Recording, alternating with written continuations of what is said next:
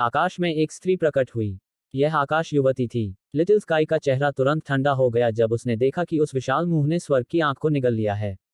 उसके बाद वह अपना हाथ हिलाने वाली थी। हालांकि यांग ये ने अचानक उसका हाथ पकड़ लिया और अपना सिर हिला दिया। लिटिल स्काई ने यांग ये की ओर देखा और एक शब्द भी नहीं कहा। यांग ये ने उसे सिर हिलाकर संकेत दिया और फिर उसकी छवि आकाश युवती के सामने आ गई। स्काई मैडन ने चेहरे पर भावहीन भाव के साथ यांग ये की ओर देखा। यांग ये ने स्काई मैडन की ओर देखा, तुम यिन हो, है न? वह बड़ा मुंह स्वाभाविक रूप से उसके लिए नया नहीं था। यिन ने अतीत में चीजों को खाने के लिए ठीक यही तरीका अपनाया था। आकाश युवती ने उत्तर दिया, इससे क्या फर्क पड़ता है? यांग ये थोड़ी देर के लिए चुप हो गया और फिर उसने उत्तर दिया, तुमने तब अपनी यादें नहीं जगाई थी, है ना? आकाश युवती ने यांग ये की आंखों में देखा। हाँ। यांग ये ने सिर हिलाया, अब मैं समझ गया। तुम वह यिन नहीं हो जिसे मैं जानता था। उसने स्काई कॉन्टिनेंट की ओर देखा और कहा, तुम हम बहनों के प्रति दयालु रहे हो, इसलिए मैं तुम्हें कुछ सलाह देती हूँ। यह जगह छोड़ दो। यांग ये ने अपना सिर हिलाया, क्या आप लिटिल स्काई के खिलाफ कार्रवाई नहीं कर सकते? आकाश युवती ने यांग ये को बहुत देर तक देखा, फिर उसने कहा, नहीं। यांग ये ने अपनी हथेली पलटी और तलवार का अग्रदूत उसकी मुट्ठी में आ गया। उसी समय उसने तुरंत तलवार भगवान की मुहर और दानव भगवान की ऊर्जा को सक्रिय कर दिया। उसकी तलवार की मंशा तुरंत रिटर्नल रैंक तक बढ़ गई। उसी समय उसके पूरे शरीर पर हल्की सुनहरी रोशनी की एक परत छा गई। स्काई मैडन ने यांग ये को देखा, तुम उसके सामने कुछ भी नहीं हो। कम से कम अभी तो यही स्थिति है। यांग ये ने आसपास के माहौल पर नजर डाली और फिर उसने बख्तरबंद महिला को देखा, तुम्हारे नेदर पवेलियन को मेराक सिस्टम पसंद आया, इसलिए तुम चाहते हो कि वह आत्मसमर्पण कर दे। मुझे कहना होगा कि तुम सभी वास्तव में दबंग हो। बख्तरबंद महिला ठंडे स्वर में बोली, यह एक कुत्ते कुत्ते वाली दुनिया है। यांग ये ने सिर हिलाया, मैं समझता हूँ। उसने स्काई मैडन को देखा, मैं आप सभी 10 को अपना बहुत अच्छा दोस्त मानता हूँ, लेकिन इस बार मैंने लिटिल स्काई का पक्ष चुना। अचानक बख्तरबंद महिला ने आकाश युवती की ओर देखा, उसे मार डालो। स्काई मैडन ने उसकी ओर देखा और फिर उसने यांग ये को देखा, यह तुम्हारा आखिरी मौका है। अगर तुम चले गए तो मैं गारंटी देती हूँ कि नेदर पवेलियन तुम्हें या तुम्हारे प्रियजनों को निशाना नहीं बनाएगा। यांग ये बोलने ही वाला था कि लिटिल स्काई ने अचानक कहा, जाओ। यांग ये ने लिटिल स्काई को देखा। बाद वाले ने धीरे से कहा, मूर्ख। इस दुनिया की रक्षा करना मेरी जिम्मेदारी है। इसका तुमसे कोई लेना देना नहीं है। चलो, मैं गंभीर हूँ, मैं तुम्हें दोष नहीं दूंगा। मैं अब भी तुम्हारे साथ एक अच्छे दोस्त की तरह व्यवहार करूंगा। यांग ये ने हंसते हुए कहा, मैं कभी भी निस्वार्थ व्यक्ति नहीं रहा। दुनिया की रक्षा करना, सच में, मेरे मन में कभी ऐसे विचार नहीं आए। लिटिल स्काई, तुम मेरे दोस्त हो। तुम अभी खतरे में हो, इसलिए अगर मैं अभी चला गया तो मैं भी खुद को नीचा समझूंगा। बिना किसी मौके के लड़ना मूर्खता है, लेकिन ऐसे कई मौके होते हैं जब भले ही यह मूर्खतापूर्ण हो, फिर भी हमें मौत तक लड़ना पड़ता है। जैसे ही उसने बोलना समाप्त किया, उसने धीरे से अपनी आंखें बंद कर लीं और फिर वहीं गायब हो गया। पुनर्जन्म की तलवार। पुनर्जन्म की तलवार 2 प्रकार के रिटर्नल रैंक इरादे से बढ़ी। जैसे ही यांग ये ने पुनर्जन्म की तलवार चलाई, बख्तरबंद महिला का चेहरा उदास हो गया। क्योंकि यांग ये का लक्ष्य स्काई मैडन नहीं बल्कि वह थी। अचानक उसके सामने 5 छायादार आकृतियां प्रकट हुईं, और फिर 5 सुनहरी रोशनी की किरणों ने एक सुनहरी ढाल बनाई जो उनके सामने खड़ी थी। जैसे ही ऊर्जा ढाल बनी, प्रकाश की एक किरण उस पर टकराए। धमाका। एक जोरदार धमाका हुआ और फिर विशाल सुनहरी ढाल और प्रकाश की किरण एक साथ अलग हो गईं। ऊर्जा की 2 लहरें फूट पड़ीं और उन्होंने आसपास के स्थान को हिला दिया। आसपास का माहौल शांत होने में ज्यादा समय नहीं लगा। यांग ये ने उन छायादार आकृतियों को देखा, जबकि उसके चेहरे पर एक उदास भाव था। उसने अचानक बख्तरबंद महिला पर हमला किया था क्योंकि वह बुरी तरह घायल थी और उसे उम्मीद थी कि वह उसे आश्चर्यचकित करके मार डालेगा। हालांकि उसने यह उम्मीद नहीं की थी कि वे छायादार आकृतियां इतनी तेजी से आएंगी और उसके हमले को रोक देंगी। इस बीच बख्तरबंद महिला ने आकाश युवती को देखा, आकाश युवती, क्या आपके लिए उसे मारना बहुत मुश्किल है? आकाशीय युवती एक पल के लिए चुप हो गई और फिर अचानक उसने यांगे पर पंजे से हमला कर दिया। एक पल में यांगे के आसपास का स्थान एक रहस्यमयी शक्ति द्वारा निगल लिया गया। भक्षण करने वाली शक्ति बहुत तेज थी और वह तुरंत यांगे के सामने आ गई और उसे निगलने वाली थी। किन यांगे की मदद करने ही वाली थी, लेकिन उसके चारों ओर छायादार आकृतियां दिखाई दी और उसे घेर लिया। सौभाग्य से यांगे से मिट्टी की पीली ऊर्जा की एक किरण निकली और उसे घेर लिया, जिससे स्काई मैडन की ऊर्जा तुरंत रुक गई। पृथ्वी की ऊर्जा। महत्वपूर्ण क्षण में लिटिल स्काई ने पृथ्वी की ऊर्जा को स्वयं से यांग ये की ओर स्थानांतरित कर दिया था। यांग ये ने अपने चारों ओर के सुनहरे अवरोध पर नजर डाली और स्काई मैडन को देखा, तुम मुझे मारने जा रहे थे? आकाश युवती ने उत्तर दिया, मैंने तुम्हें एक मौका दिया था। यांग ये ने सिर हिलाया। इस बार उसने उस पर अपनी सांस बर्बाद नहीं की, क्योंकि वह अच्छी तरह से जानता था कि वह यिन नहीं थी जिसे वह जानता था। अगर वह यिन होती तो वह निश्चित रूप से उस पर हमला नहीं करती। इस बीच बख्तरबंद महिला ने कहा, आकाश युवती, उसे मार डालो। स्काई मैडन ने यांग ये से फिर बात नहीं की। उसने स्वर्ग के नेत्रों की ओर देखा और कहा, स्टार कंट्रोलर, मेरा 10 नेदर हॉल का अंतिम मिशन इस दुनिया में स्वर्ग के नेत्रों को नष्ट करना है। एक बार जब यह हो जाएगा तो हम बहनें नेदर पवेलियन से हट जाएंगी। बेशक, भले ही हम पीछे ना हटें, आपको मुझे आदेश देने का कोई अधिकार नहीं है। समझे? बख्तरबंद महिला ने जब स्काई मैडन की बात सुनी तो उसके चेहरे पर उदासी का भाव प्रकट हुआ। इस बीच स्काई मैडन स्वर्गदाव की आंखों की ओर बढ़ी। उसी समय आकाश में एक विशाल मुंह दिखाई दिया और फिर यांग ये ने देखा कि स्वर्गदाव की आंखें कांपने लगी थीं। यह भय था। नन्हे आकाश ने अचानक कहा, उसे रोको। हालांकि जैसे ही उसने बोलना समाप्त किया, उसने अचानक देखा कि उसके पास और कोई मदद नहीं थी। इस समय किन को उन 5 छायादार आकृतियों द्वारा व्यस्त रखा जा रहा था। जहां तक हेवनब्लेज सम्राट फ्लेम की बात है, वह नेदर पवेलियन के मध्यम आयु वर्ग के व्यक्ति के साथ युद्ध में थी। इस बीच पृथ्वी की आत्मा को फैन यिन्यू के किसी भी आश्चर्यजनक हमले से लिटिल स्काई की रक्षा के लिए तैयार रहना था। लिटिल स्काई ने यांग ये को देखा। यांग ये हमला करने ही वाला था कि उसने अपना सिर हिलाया और फिर उसने अपना हाथ हिलाया, उसे रोको। जैसे ही उसने बोलना समाप्त किया, स्ट्रोई अचानक आसमान में प्रकट हुई। उसके पीछे का स्थान अचानक कांपने लगा और फिर वहां से कई स्प्राइट किंग चमक उठे।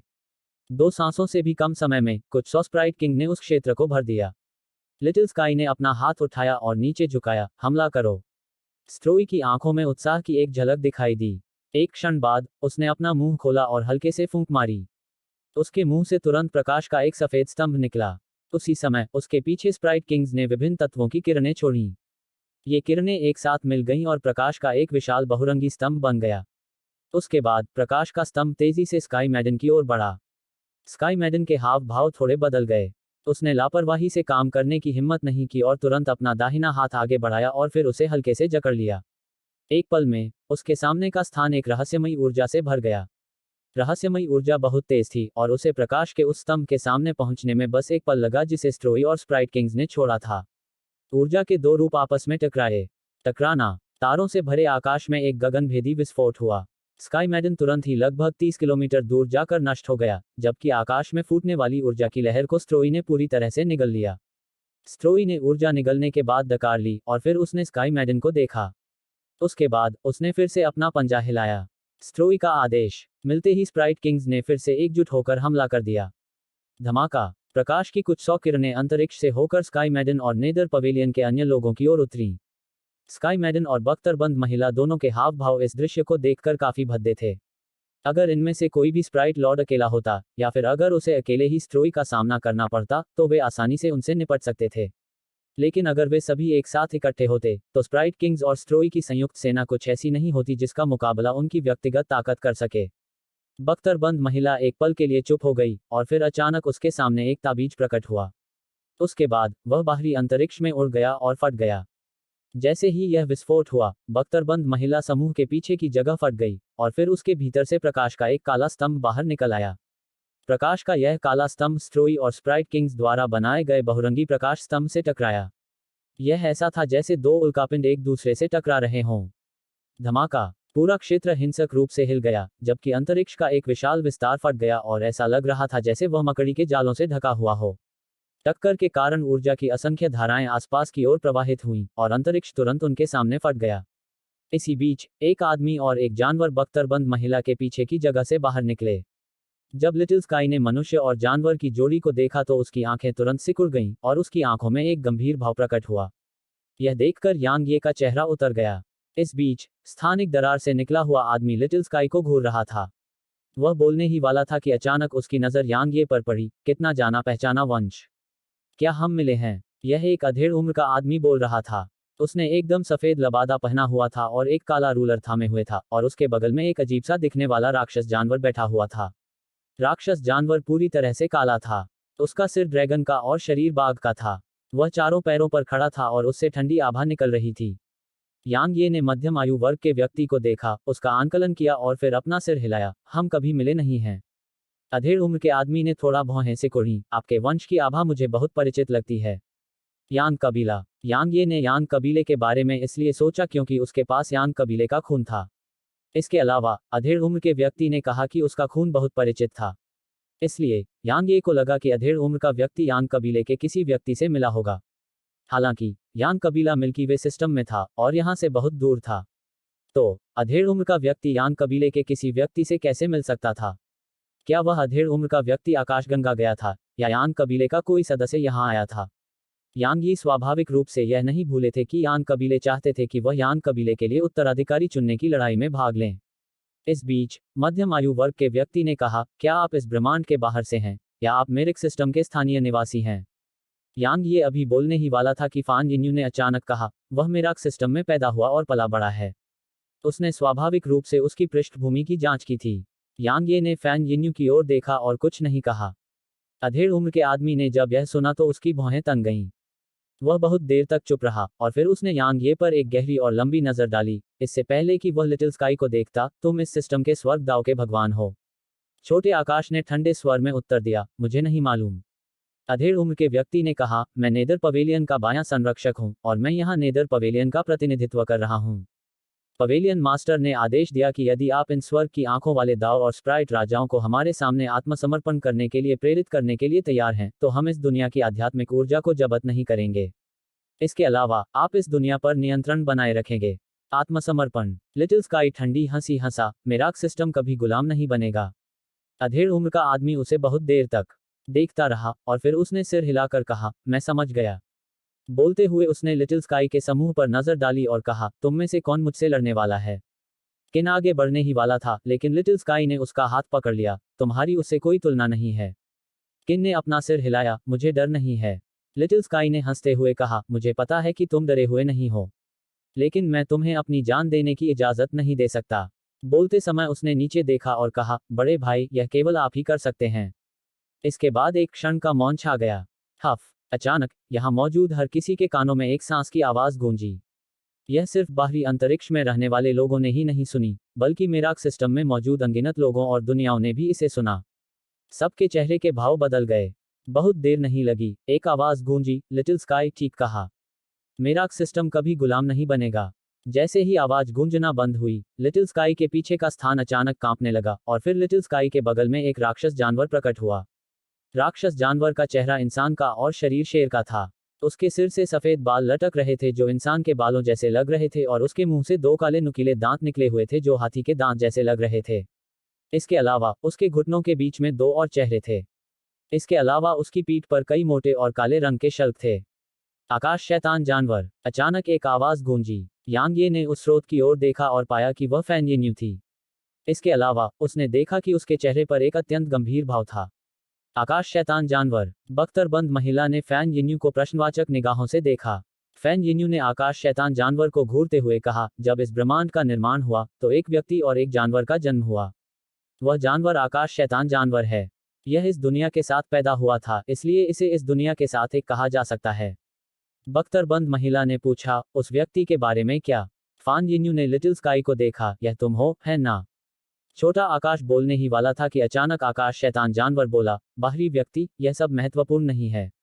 यदि आप नेदर पवेलियन लड़ना चाहते हैं तो चलो लड़ें। जैसे ही उसने बोलना समाप्त किया, उसने अपना दाहिना पंजा उठाया और बाएं रक्षक पर पटक दिया। बाएं रक्षक की आंखें थोड़ी सिकुड़ गईं। उसने लापरवाही से काम करने की हिम्मत नहीं की और तुरंत अपनी कलाई मोड़ ली। उसके हाथ में मौजूद काले रूलर ने दूर से ही आकाशीय शैतान जानवर पर वार किया। धमाका। बाहरी अंतरिक्ष का पूरा क्षेत्र हिंसक रूप से हिल गया जबकि यहां का स्थान टूट गया। इसके अलावा यह सिर्फ टूटा ही नहीं था, यह ढहने के कगार पर था। हालांकि किन ने अचानक अपना हाथ हिलाया और लगभग ढहने वाला स्थान तुरंत मजबूत हो गया और धीरे धीरे ठीक होने लगा।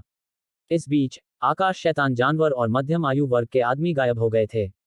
उनके गायब होने के बाद बख्तरबंद महिला ने उस राक्षस जानवर को देखा जो मध्यम आयु वर्ग के आदमी के साथ आया था। नीदर बीस्ट, मैं उन स्प्राइट किंग्स को तुम्हारे पास छोड़ दूंगी।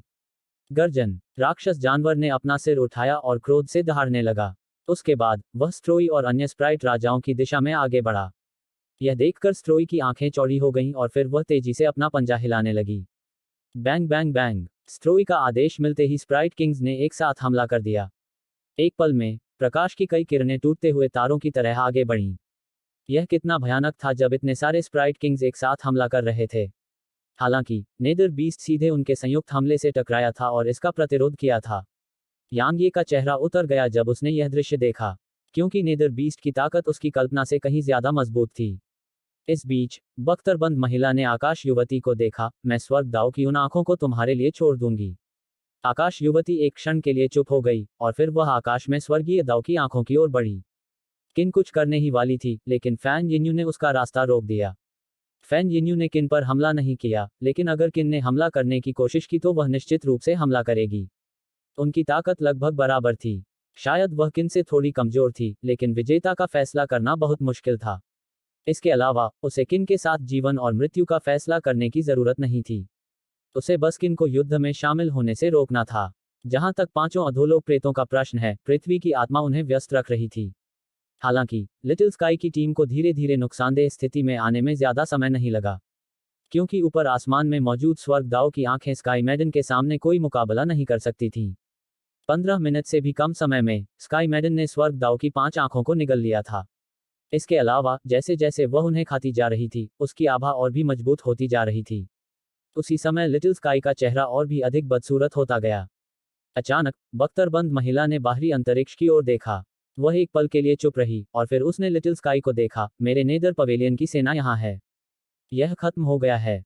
जैसे ही उसने बोलना समाप्त किया, अंतरिक्ष में दूर दूर तक कंपन होने लगा और फिर काले वस्त्र पहने हुए, हाथों में भाले लिए हुए लोगों का एक बड़ा समूह वहां दिखाई दिया। उनकी संख्या 500 से अधिक थी। वे सभी पुनर्जन्म क्षेत्र में थे। यह देखकर यांग ये का चेहरा उतर गया। लिटिल स्काई के चेहरे पर कोई भाव नहीं था। धमाका! अचानक अंतरिक्ष में दूर से एक जोरदार विस्फोट की आवाज गूंजी और फिर पूरा क्षेत्र कांपने लगा। इस समय सभी लोग उस क्षेत्र की ओर देखने लगे, जबकि वहां से लगातार विस्फोटों की आवाजें गूंज रही थीं। ऐसा लग रहा था जैसे यह ढह जाएगा। इस बीच लिटिल स्काई ने धीरे से अपनी मुट्ठी भींच ली। लगभग 15 मिनट बाद वह क्षेत्र अंततः शांत हो गया और फिर आकाशीय शैतान जानवर और वाम रक्षक वहां प्रकट हुए। इस समय लेफ्ट गार्डियन का चेहरा काफी पीला था और उसके मुंह के कोने पर लाल रंग का निशान था। जाहिर है वह घायल हो गया था। लिटिल स्काई को यह दृश्य देखकर राहत महसूस हुई। इस बीच स्काई डेविल बीस्ट अचानक मौके पर ही गायब हो गया और जब वह फिर से प्रकट हुआ तो वह नेदर बीस्ट के सामने था। उसके बाद नेदर बीस्ट को उड़ा दिया गया, इससे पहले कि दूसरे लोग देख पाते कि क्या हुआ। आकाशीय शैतान जानवर ने नेदर पवेलियन के विशेषज्ञों की ओर देखा और कहा, आज मेरे मिरिक सिस्टम पर हमला करने वाला हर व्यक्ति मर जाएगा। जैसे ही उसने बोलना समाप्त किया, वह बख्तरबंद महिलाओं के समूह की ओर बढ़ गया। बाएं रक्षक की आंखें थोड़ी सिकुड़ गईं। एक पल बाद वह वहीं गायब हो गया और जब वह आकाशीय शैतान जानवर के सामने था, तब उसकी आकृति एक बार फिर प्रकट हुई। उसके बाद उसने अपने रूलर को दोनों हाथों से पकड़ा और आकाशीय शैतान जानवर पर नीचे की ओर घुमाया। धमाका! एक विस्फोट हुआ और फिर लेफ्ट गार्डियन 3 किलोमीटर दूर जाकर नष्ट हो गया। आकाशीय शैतान जानवर फिर से हमला करने वाला था, लेकिन नेदर बीस्ट ने अचानक क्रोध से दहाड़ लगाई और फिर उसकी पीठ पर विशाल काले पंखों की एक जोड़ी दिखाई दी। पंख जोर से फड़फड़ाए और नेदर बीस्ट काली रोशनी की एक किरण में बदल गया जो आकाशीय शैतान जानवर की ओर नीचे गिर गया। आकाशीय शैतान जानवर ने बचने की कोशिश नहीं की और वह सीधे निचले जानवर से टकरा गया। ठीक इसी तरह विशाल जानवर अत्यंत हिंसक तरीके से एक दूसरे से लड़ने लगे। धमाका! एक विशाल क्षेत्र में जगह हिंसक रूप से हिल गई और फिर दोनों जानवर पीछे की ओर धकेल दिए गए। हालांकि स्काई डेविल बीस्ट ने खुद को रोकने में देर नहीं लगाई और फिर वह फिर से आगे बढ़ा और खुद को नेदर बीस्ट की ओर पटक दिया। धमाका! इस टक्कर ने नेदर बीस्ट को लगभग 10 किलोमीटर दूर जाकर गिरा दिया। स्काई डेविल बीस्ट एक और हमला करने वाला था, लेकिन लेफ्ट गार्डियन उसके सामने आ गया और उसने अपना रूलर उस पर घुमाया। टकराना! स्काई डेविल बीस्ट को लगभग 300 मीटर पीछे धकेल दिया गया, लेकिन लेफ्ट गार्डियन को 6 किलोमीटर दूर से ही उड़ा दिया गया। जब नेदर पवेलियन के विशेषज्ञों ने यह दृश्य देखा तो उनके चेहरे पर अजीब से भाव थे। उन्हें उम्मीद नहीं थी कि आकाशीय शैतान जानवर इतना शक्तिशाली होगा। यहां तक उनका बायां रक्षक भी उसका मुकाबला नहीं कर सकता था। गर्जन! आकाशीय शैतान जानवर अचानक क्रोध से दहाड़ा और फिर वह बाएं संरक्षक पर हमला कर दिया। यह बहुत तेज था। यह इतना तेज था कि इसके रास्ते में जगह फट गई। अचानक लिटिल स्काई की अभिव्यक्ति बदल गई। छोटा शैतान, सावधान! धमाका! जैसे ही उसने बोलना समाप्त किया, आकाशीय शैतान जानवर उड़ गया और वह 10 किलोमीटर से अधिक दूर तक उड़ता रहा, फिर आखिरकार रुक गया। उसी समय उसका एक नुकीला दांत उसके मुंह से बाहर निकल आया और साथ में खून की धार भी बह रही थी। यांग यी दंग रह गया और फिर उसने दूर की ओर देखा। इस बीच बाएं संरक्षक, बख्तरबंद महिला और निचले मंडप के सभी अन्य विशेषज्ञ बाहरी अंतरिक्ष की ओर थोड़ा झुके, और फिर वे एक साथ बोले, मंडप मास्टर। निचले मंडप के स्वामी यांग यी चौंक गया। उसने ऊपर देखा और देखा कि एक महिला दूर अंतरिक्ष से धीरे धीरे चली आ रही थी। उनका मंडप स्वामी एक महिला है। यांग ये ने भौहें सिकोड़ी। उसने उसके चेहरे को देखा, लेकिन उसे यह एहसास होने पर झटका लगा कि वह वास्तव में उसे देख पाने में असमर्थ था। महिला ने अपने चेहरे पर कुछ भी नहीं पहना हुआ था, लेकिन वह यह स्पष्ट रूप से नहीं देख सका। यांग ये ने लिटिल स्काई की ओर देखा, क्या तुम उसका चेहरा देख सकते हो? लिटिल स्काई ने यांग ये की ओर देखा और सिर हिलाया। यांग ये ने पूछा, तो फिर मैं क्यों नहीं कर सकता? लिटिल स्काई एक पल के लिए चुप हो गई, और फिर उसने जवाब दिया, तुम बहुत कमजोर हो। यांग ये अवाक रह गया। इस बीच नेदर पवेलियन के पवेलियन मास्टर ने अचानक कहा, मैंने सोचा था कि इस ब्रह्मांड को वश में करना मेरे नेदर पवेलियन के लिए बिल्कुल आसान होगा। मैंने कभी नहीं सोचा था कि हम न केवल इसे वश में करने में असमर्थ होंगे, बल्कि हमें भारी नुकसान भी उठाना पड़ेगा।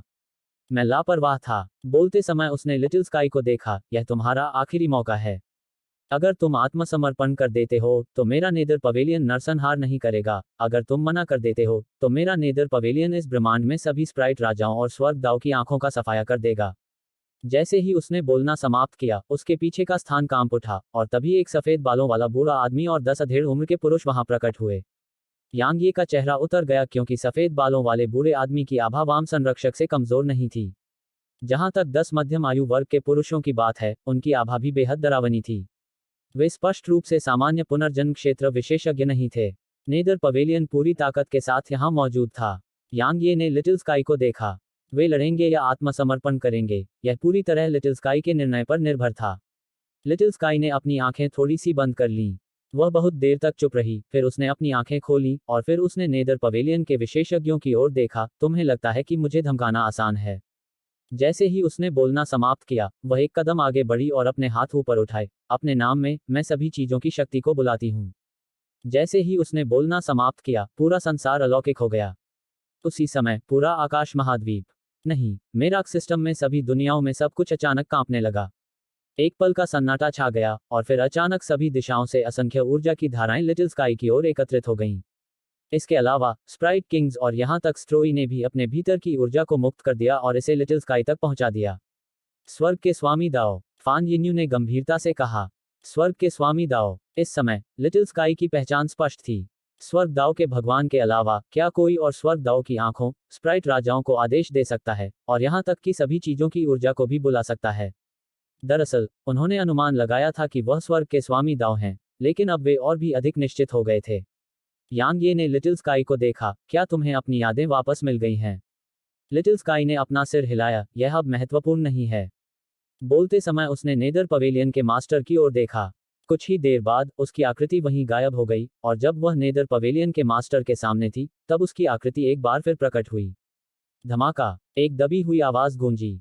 यांग ये और अन्य लोग आश्चर्य से देख रहे थे कि कैसे नेदर पवेलियन के मास्टर को लगभग 10 किलोमीटर पीछे से उड़ा दिया गया।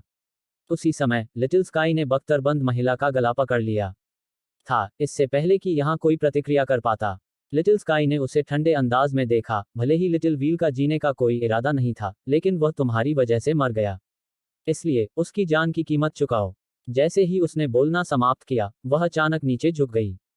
दरार, हड्डियां टूटने की आवाज गूंज उठी, और फिर बख्तरबंद महिला का सिर उसकी गर्दन से अलग कर दिया गया। यांग ये ने जब यह दृश्य देखा तो वह लिटिल स्काई की ओर देखे बिना नहीं रह सका। ऐसा लग रहा था कि वह वाकई बहुत गुस्से में है। सचमुच, इस बार नेदर पवेलियन सचमुच बहुत आगे निकल गया था। लिटिल स्काई ने लापरवाही से बख्तरबंद महिला का सिर फेंक दिया, और फिर उसने लेफ्ट गार्जियन को देखा। एक पल बाद वह लेफ्ट गार्जियन के सामने आ गई। उसके बाद लेफ्ट गार्जियन को लगभग 10 किलोमीटर दूर उड़ा दिया गया। वह बहुत मजबूत है। यांग ये चौंक गया। उसने उम्मीद नहीं की थी कि वह इतनी मजबूत होगी। वह बस अपने विरोधियों को कुचल रही थी। लेकिन यह समझ में आता है। आखिरकार लिटिल स्काई के पास सभी चीजों की ताकत थी, इसलिए उससे लड़ना पूरे मेरिक सिस्टम से लड़ने से अलग नहीं था। इस बीच लिटिल स्काई ने अचानक स्काई मैडन को देखा। क्या स्वर्गदाव की आंखें स्वादिष्ट हैं? स्काई मैडन की आंखें थोड़ी सिकुड़ गईं, और फिर लिटिल स्काई के ऊपर एक बड़ा मुंह प्रकट हुआ और उसे काटने के लिए नीचे उतरा। लिटिल स्काई का चेहरा उदासीन बना रहा। उसने अपनी दाहिनी हथेली को मोड़कर ऊपर की ओर थपथपाया। टकराना, विशाल मुंह टुकड़ों में बिखर गया, और फिर लिटिल स्काई स्काई मैडन के सामने प्रकट हुआ और अपनी हथेली आगे पटक दी। टकराना, स्काई मैडन को तुरंत 30 किलोमीटर दूर फेंक दिया गया, जबकि उसके मुंह के कोने से लगातार खून बह रहा था। इस बीच लिटिल स्काई फिर से उसके सामने आ गई और फिर उसने स्काई मैडन का गला पकड़ लिया, इससे पहले कि स्काई मैडन कुछ प्रतिक्रिया दे पाती। हालांकि अचानक स्काई मैडन से ऊर्जा की एक अत्यंत भयानक लहर निकली। धमाका। लिटिल स्काई को लगभग 300 मीटर पीछे से विस्फोटित किया गया था। इस बीच स्काई मैडन के सामने का स्थान रहस्यमय ऊर्जा के एक रूप द्वारा भस्म किया जा रहा था। इसने वहां के स्थान को तेजी से भस्म कर दिया और लिटिल स्काई के सामने आने में ऊर्जा को बस एक पल लगा और वह उसे भी भस्म करने वाली थी। इस बीच लिटिल स्काई ने अचानक अपनी हथेली आगे की ओर धकेली। बस उस हरकत से रहस्यमयी ऊर्जा तुरंत वहीं रुक गई। साथ ही रहस्यमयी ऊर्जा द्वारा निगला गया स्थान तुरंत सामान्य हो गया। निगलने की क्षमता। लिटिल स्काई ने अपना सिर हिलाया, यह पर्याप्त नहीं है। जैसे ही उसने बोलना समाप्त किया, उसने अपनी मुट्ठी भींच ली और उसे आगे की ओर पटक दिया। सकना, टकराना। स्काई मैडन से खून की एक बूंद छिड़की गई, जबकि उसका शरीर 15 किलोमीटर दूर तक उड़ा दिया गया। लिटिल स्काई फिर से हमला करने ही वाला था कि नेदर पवेलियन का मास्टर लिटिल स्काई के सामने प्रकट हुआ और फिर उसने लिटिल स्काई पर अपना दाहिना हाथ थपथपाया। एक पल में उसके सामने की जगह एक झील की तरह हो गई, जिस पर चट्टान से हमला किया गया था, और वह लहरदार हो गई। उसके बाद लिटिल स्काई के आसपास के 3 किलोमीटर के क्षेत्र में जगह टूटकर ढह गई। यह देखकर किन और अन्य लोगों के चेहरे बदल गए। किन मदद करने ही वाला था, लेकिन ढहने वाली जगह अचानक तेजी से ठीक होने लगी। कुछ ही समय में लिटिल स्काई जिस जगह पर खड़ी थी, वह जगह पूरी तरह से ठीक हो गई थी। लिटिल स्काई खुद भी वहीं खड़ी थी, जबकि उसे कोई नुकसान नहीं हुआ था। लिटिल स्काई नेदर पवेलियन के मास्टर की ओर बढ़ते हुए कहा, जब से मेरा सिस्टम बना है, इसने कभी किसी के सामने या किसी शक्ति के सामने आत्मसमर्पण नहीं किया है। मेरा मेराक सिस्टम दूसरों पर आक्रमण नहीं करता है, लेकिन यह दूसरों को इस पर आक्रमण करने या दूसरों के सामने आत्मसमर्पण करने की अनुमति नहीं देगा। आपके नेदर पवेलियन ने मेरे मेराक सिस्टम पर आक्रमण किया है, इसलिए मैं, लिटिल स्काई, आपके नेदर पवेलियन के खिलाफ आधिकारिक रूप से युद्ध की घोषणा करने के लिए मेराक सिस्टम का प्रतिनिधित्व करता हूं। नेदर पवेलियन का कोई भी सदस्य जिसने मेरे मेराक सिस्टम में कदम रखा है, वह छोड़ने के बारे में सपने देख सकता है। जैसे ही उसने बोलना समाप्त किया, उसने अपनी दाहिनी मुट्ठी धीरे से कस ली। एक क्षण बाद उसने अचानक उसे नीदरलैंड पवेलियन के 500 से अधिक पुनर्जन्म क्षेत्र विशेषज्ञों पर पटक दिया जो दूरी पर खड़े थे। टकराना। भीड़ में एक विस्फोट हुआ और फिर 20 से अधिक पुनर्जन्म क्षेत्र विशेषज्ञ वास्तव में टुकड़ों में बिखर गए। यह देखकर यांग यी की पलकें झपक गईं। वह वाकई बहुत ताकतवर है। नेदर पवेलियन के विशेषज्ञ भी लिटिल स्काई की ताकत से हैरान थे। आखिरकार उसने एक ही मुक्का मारकर 20 से ज्यादा रीबर्थ रियल्म विशेषज्ञों को मार गिराया था, और वह ऐसा इतनी आसानी से कर पाई थी। तो इतनी ताकत। फान यिन्यू अचानक नेदर पवेलियन के मास्टर के पास गया और कहा, अभी उसे सभी चीजों की ताकत का समर्थन मिल रहा है, इसलिए वह मेराक सिस्टम में अजेय है। पवेलियन मास्टर, हमारा नेदर पवेलियन अभी उसके खिलाफ नहीं जा सकता। कुछ क्षण मौन रहने के बाद पवेलियन मास्टर ने थोड़ा सिर हिलाया और कहा, पहले आप सभी पीछे हटें। फान यिन्यू ने एक पल के लिए हिचकिचाहट दिखाई और सिर हिलाया। उसने अपना दाहिना हाथ हिलाया और दूसरे विशेषज्ञ तुरंत बाहरी अंतरिक्ष की ओर ऊपर की ओर बढ़ गए। तुम्हें लगता है कि तुम बच सकते हो? लिटिल स्काई के मुंह के कोनों पर उपहास की एक लकीर उभर आई, और फिर उसने अपना हाथ हिलाया, विश्वसील। जैसे ही उसने बोलना समाप्त किया, रहस्यमय ऊर्जा की एक लहर तुरंत आकाश महाद्वीप के ऊपर दिखाई दी। ऊर्जा एक विशाल जाल की तरह थी जिसने तुरंत पूरे महाद्वीप को घेर लिया। उसी समय आकाश शैतान जानवर बाएं संरक्षक और अन्य लोगों की ओर आगे बढ़ा। स्ट्रोई और उसके पीछे खड़े स्प्राइट किंग्स भी चुपचाप खड़े नहीं रहे। उन्होंने तुरंत हमला किया और नेदर पवेलियन से विशेषज्ञों की ओर प्रकाश के कई खंभे बरसने लगे। इस बीच पवेलियन मास्टर हमला करने ही वाला था कि लिटिल स्काई अचानक उसके सामने आ गया और उसने उस पर अपनी हथेली थपथपाई। उसने भी पीछे नहीं हटते हुए लिटिल स्काई पर अपनी हथेली थपथपाई। टकराना। पवेलियन मास्टर को 3 किलोमीटर दूर धकेल दिया गया, जबकि लिटिल स्काई को केवल 300 मीटर पीछे धकेल दिया गया। इस समय लिटिल स्काई को सभी चीजों की ऊर्जा का समर्थन प्राप्त था। जैसा कि फैन यिन्यू ने कहा था, वह मेराक सिस्टम में अजेय थी। हालांकि नेदर पवेलियन का मास्टर भी बहुत शक्तिशाली था। भले ही उसे सभी चीजों की ऊर्जा का समर्थन प्राप्त था, लेकिन वह उसे केवल पीछे धकेल सकती थी और उसे मार नहीं सकती थी। लेकिन अगर यह लंबे समय तक जारी रहा, तो नेदर पवेलियन के मास्टर की मेरिक सिस्टम में हार केवल समय की बात थी। आखिरकार उसकी प्रतिद्वंद्वी लिटिल स्काई थी। इस समय वह एक व्यक्ति नहीं बल्कि पूरे मेराक सिस्टम का प्रतिनिधित्व कर रही थी। नीदर पवेलियन की सेनाएं धीरे धीरे दबाई जा रही थीं और उनके विशेषज्ञ लगातार मारे जा रहे थे। अचानक लिटिल स्काई द्वारा बंद किया गया अंतरिक्ष का क्षेत्र कांपने लगा और अंतरिक्ष में एक बिंदु को फटने में ज्यादा समय नहीं लगा। उसके बाद एक सफेद बालों वाला बूढ़ा आदमी धीरे धीरे अंदर से बाहर आया। सफेद बालों वाले बूढ़े आदमी के पीछे 20 से ज्यादा सफेद वस्त्र पहने बूढ़े आदमी थे। वे सभी पुनर्जन्म क्षेत्र में थे। इसके अलावा सफेद बालों वाला बूढ़ा आदमी रिंगवर्ल्ड सिस्टम का वही बूढ़ा आदमी था जो लिटिल स्काई से बात करने आया था। सफेद बालों वाले बूढ़े व्यक्ति ने नीचे की स्थिति पर नजर डाली और फिर नेदर पवेलियन के मास्टर की ओर देखा। चलो सेना में शामिल हो जाएं। यह दुनिया तुम्हारे नेदर पवेलियन में चली जाएगी। मेरा रिंगवर्ल्ड सिस्टम सिर्फ स्वर्ग के भगवान दाओ या उसकी आत्मा चाहता है। बूढ़ा व्यक्ति स्ट्रोई की ओर देखने के लिए मुड़ा और फिर उसने कहा, और वह स्प्राइट लॉर्ड या उसकी आत्मा। नेदर पवेलियन के मास्टर एक पल के लिए चुप हो गए और बोले, ठीक है। स्ट्रोई ने नेदर पवेलियन के मास्टर की ओर देखा और फिर उसने रिंगवर्ल्ड सिस्टम के बूढ़े आदमी की ओर देखा।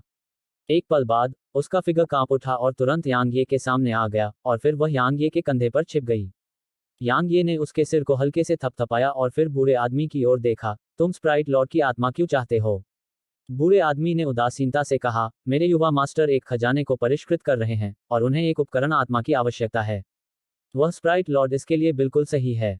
यांग ये ने बूढ़े आदमी की आंखों में देखा, मुझे एक चैम्बर पॉट चाहिए और मुझे लगता है कि आपके युवा मालिक का सिर बिल्कुल सही है। इसे मुझे दे दो, ठीक है।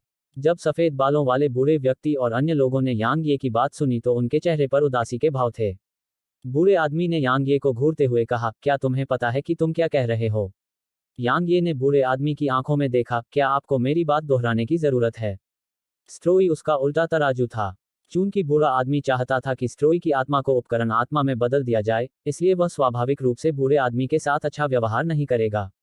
सफेद बालों वाले बूढ़े आदमी ने आगे भला नहीं चलाया।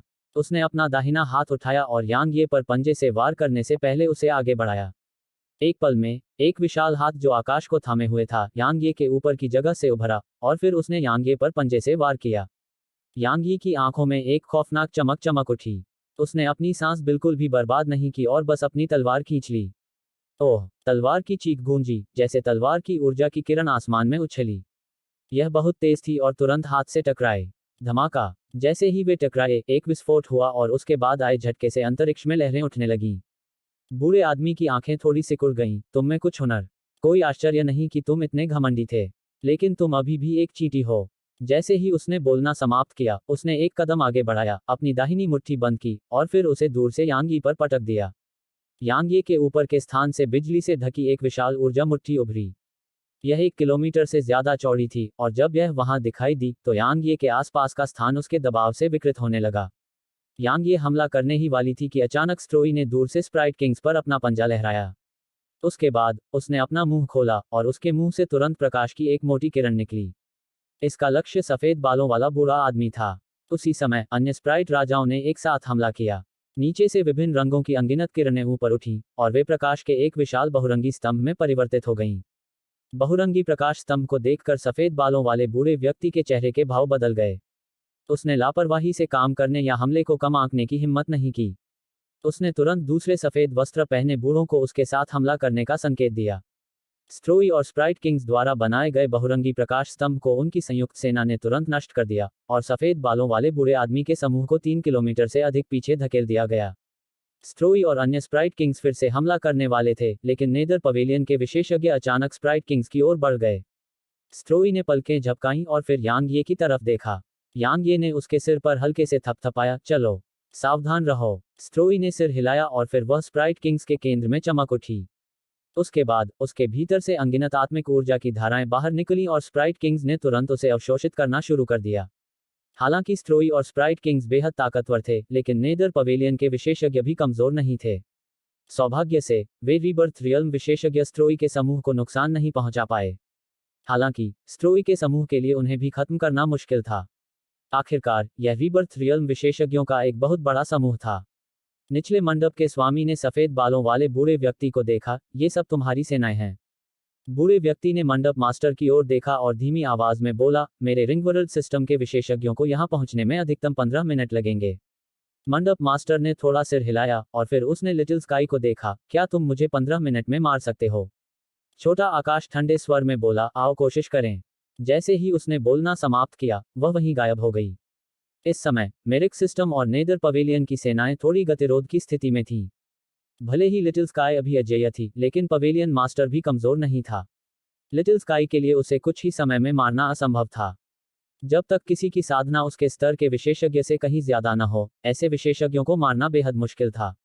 इसके अलावा पवेलियन मास्टर सीधे लिटिल स्काई से नहीं टकरा रहा था, वह समय खरीद रही थी। एक बार रिंगवर्ल्ड सिस्टम के विशेषज्ञ आ गए तो स्थिति एक पल में बदल जाएगी, क्योंकि उस समय रिंगवर्ल्ड सिस्टम के विशेषज्ञों को बस नेदर पवेलियन के साथ सेना में शामिल होना था, और वे निश्चित रूप से स्प्राइट किंग्स और हेवन डाउ की आंखों को तेजी से नष्ट करने में सक्षम होंगे। उस समय भले ही लिटिल स्काई अजेय रहे, लेकिन वह स्थिति को बदलने में असहाय होगी। आखिरकार वह अकेले पूरे नेदर पवेलियन और रिंगवर्ल्ड सिस्टम को चुनौती नहीं दे सकती थी। यांग ये स्वाभाविक रूप से लिटिल स्काई के पक्ष में खड़ी थी। क्या मजाक है, स्ट्रोई की पहचान उजागर हो गई थी। इसलिए रिंगवर्ल्ड सिस्टम की बात तो दूर, नेदर पवेलियन भी उसे नहीं छोड़ेगा। वह एक स्प्राइट लॉर्ड थी, इसलिए वह उनके लिए बिल्कुल उपयोगी थी। एक बार लिटिल स्काई हार गया तो स्ट्रोई, लिटिल स्काई फ्लेम और अन्य सभी स्प्राइट किंग्स को निश्चित रूप से नुकसान उठाना पड़ेगा। यांग ये ने आसपास के माहौल पर नजर डाली और उसके चेहरे पर उदासी छाने में ज्यादा समय नहीं लगा, क्योंकि स्काई मैडन ने स्वर्ग दाव की 5 या उससे ज्यादा आंखें खाली थीं। यांग ये ने देखा कि स्काई मैडन स्वर्ग की आंखों के लिए अभिशाप थी। इसके अलावा हर बार जब वह एक को निगलती थी तो उसकी अपनी आभा थोड़ी मजबूत हो जाती थी। इसलिए स्काई मैडन स्वर्ग की आंखों से लड़ते हुए और भी मजबूत होती जा रही थी। उसे जारी रखने की अनुमति नहीं दी जा सकती। यांग ये थोड़ी देर के लिए चुप रहा, फिर वह उसकी ओर चमक उठा। आकाश युवती ने भौहें सिकोड़ ली जब उसने यांग ये को अपने सामने आते देखा। एक तरफ हटो, यांग ये ने धीमी आवाज में कहा, क्या आप उन्हें छोड़ सकते हैं? वह बहुत अच्छी तरह से जानता था कि लिटिल स्काई यहाँ लड़ाई पर कोई ध्यान नहीं दे सकता था, लेकिन अगर यह जारी रहा तो स्वर्ग दाव की आंखें निश्चित रूप से पूरी तरह से निगल ली जाएंगी। वे मेराक सिस्टम में व्यवस्था के प्रबंधक थे। एक बार जब स्काई मैडन ने उन सभी को खा लिया तो यह निश्चित रूप से मेराक सिस्टम के लिए बहुत बड़ा नुकसान होगा। आकाश युवती ने उसे ठंडी निगाहों से देखा। मैं आखिरी बार कहूंगी, एक तरफ हट जाओ। यांग ये ने अपना सिर हिलाया। स्काई मैडन ने एक शब्द भी नहीं कहा। वह बस यांग ये की तरफ देखने लगी और फिर उसके सिर पर अपनी हथेली थपथपा दी। यांग ये ने बिना किसी हिचकिचाहट या खुद का बचाव करने की कोशिश किए बस उसे देखा। जब उसकी हथेली उसके माथे से सिर्फ आधा इंच दूर पहुंची तो उसका हाथ अचानक रुक गया। यांग ये उसे देख रहा था जबकि वह उसे देख रही थी। एक क्षण का मौन छा गया और फिर आकाश युवती ने अपना हाथ वापस खींच लिया। क्या तुम मरने के लिए इतने बेचैन हो? यांग ये ने एक कदम आगे बढ़ाया और कहा, आप यिन है ना? आकाश युवती चुप रही। यांग ये ने धीरे से कहा, तुमसे मैं इतने साल पहले मिली थी, वह तुम ही हो, इससे पहले कि तुमने अपनी पिछली यादें जगाईं, है ना? आकाश उसे देखता रहा और चुप रहा। यांग ये ने आसपास के माहौल पर नजर डाली और कहा, क्या तुम स्वर्ग दाव की इन आंखों को छोड़ सकती हो? उसने दूर की ओर देखा और कहा, देखा, मेराक सिस्टम को बचाया नहीं जा सकता। चाहे वह लिटिल स्काई हो या स्प्राइट लॉर्ड, वे प्रलोभन का एक रूप है जिसका विरोध करना कुछ शक्तियों के लिए असंभव है। आपके जाने के लिए बहुत देर नहीं हुई है। यांग ये ने हंसते हुए कहा, स्ट्रोई, लिटिल स्काई और मेराक सिस्टम में मेरे सभी प्रियजनों को छोड़ दोगे? आकाश युवती ने अपने बालों को कान के पीछे समेटा और उदासीनता से बोली, तुम यहाँ रहकर कोई बदलाव नहीं ला पाओगी। यह राजा रंग शक्तियों के बीच युद्ध है। तुम्हारी ताकत कुछ भी बदलने में सक्षम नहीं है। यांग ये चुप हो गई। वह बिल्कुल सही थी। इस बार वह एक पूर्ण दर्शक था। लिटिल स्काई और नेदर पवेलियन के बीच लड़ाई कुछ ऐसी थी जिसे बदलने में वह शक्तिहीन था, क्योंकि उनकी ताकत उनके सामने बहुत कमजोर थी। इस बीच स्काई मैडन ने अचानक स्ट्रोई को देखा। उस पर ध्यान देना छोड़ दो। यांग ये ने भौहें सिकोड़ते हुए कहा, आप क्या कहना चाह रहे हैं? स्काई मैडन ने जवाब दिया, आप समझ नहीं पा रहे हैं कि विभिन्न ब्रह्मांडों में आत्मा ऊर्जा की स्थिति कितनी तनावपूर्ण है। नेदर पवेलियन का विस्तार करने का कारण यह है कि हमारी दुनिया में आत्मा ऊर्जा धीरे धीरे सूख रही है। हमारे पास कोई दूसरा रास्ता तलाशने के अलावा कोई विकल्प नहीं है। मेराक सिस्टम ही हमारा रास्ता है। हालांकि हम उस स्प्राइट लॉर्ड को पाने का प्रयास भी नहीं छोड़ेंगे। यांग ये ने पूछा, क्यों? उसने जवाब दिया, क्योंकि वह एक पूरे ब्रह्मांड को बचा सकती है। वास्तव में इसे सरल शब्दों में कहें तो वह एक आत्माशिरा की तरह है, एक असाधारण आत्माशिरा। एक आत्माशिरा जो कम से कम दसियों हजार वर्षों के लिए एक ब्रह्मांड में जीवन की सांस ले सकती है। इसके अलावा अगर वह एक उपकरण आत्मा में परिष्कृत होती तो वह खजाना जो उसके पास होता एक सुपर मूविंग डैंटियन की तरह होता। संक्षेप में, वह बहुत उपयोगी है, इसलिए कोई भी शक्ति उसके द्वारा प्रस्तुत प्रलोभन को अस्वीकार नहीं कर सकती। उसने इस समय यांगे को देखा और आगे कहा, लेकिन आपकी ताकत उसे बचाने के लिए पर्याप्त नहीं है। अगर वह आपके साथ रहती है तो वह आपके लिए एक आपदा होगी। यांग ये बोलने ही वाला था कि तभी बाहरी अंतरिक्ष में दूर का स्थान अचानक कांपने लगा और फिर वहां एक विशाल सुनहरा वाहन प्रकट हुआ। सोने की गाड़ी बहुत लंबी थी और वास्तव में उसे 3 ड्रैगन खींच रहे थे। उस पर कढ़ाईदार वस्त्र पहने एक युवक बैठा था और उसने एक सुंदर स्त्री को अपनी बाहों में पकड़ रखा था। गाड़ी के किनारे सुनहरे कवच और भाले पकड़े पहरेदारों का एक समूह था। उनकी संख्या 100 थी और वे सभी पुनर्जन्म क्षेत्र में थे। यह दृश्य देखकर सभी ने लड़ना बंद कर दिया। रिंगवर्ल्ड सिस्टम से सफेद बालों वाला बूढ़ा आदमी गाड़ी की ओर चमका और फिर उसने सम्मानपूर्वक सिर झुकाया। युवा मास्टर लिन क्यूई। लिन की नाम का आदमी धीरे से खड़ा हुआ और फिर उसने अपने नीचे की दुनिया पर नजर डाली। यह मेराक सिस्टम है। बूढ़े आदमी ने आदरपूर्वक सिर हिलाया। यह है। लिन की कुछ कहने ही वाला था कि उसकी बाहों में मौजूद खूबसूरत महिला ने स्ट्रोई को देखा। वह स्प्राइट लॉर्ड है। सफेद बालों वाले बूढ़े आदमी ने सिर हिलाया। युवा मिस, यह है। यह अभी भी एक शिशु है, इसलिए यह एक उपकरण आत्मा होने के लिए उपयुक्त है। महिला ने मधुरता से मुस्कुराया और फिर उसने लिन क्यू की कमर के चारों ओर अपनी बाहें लपेट दी। लिन क्यू, तुमने कहा था कि तुम मेरे लिए एक स्प्राइट लॉर्ड लाओगे जो मेरे हृदय ज्ञान दर्पण की उपकरण आत्मा होगी। लिन क्वी ने उसके गाल पर चुटकी काटी और मुस्कुराई। मैं कब अपनी बात से पीछे हटी हूं।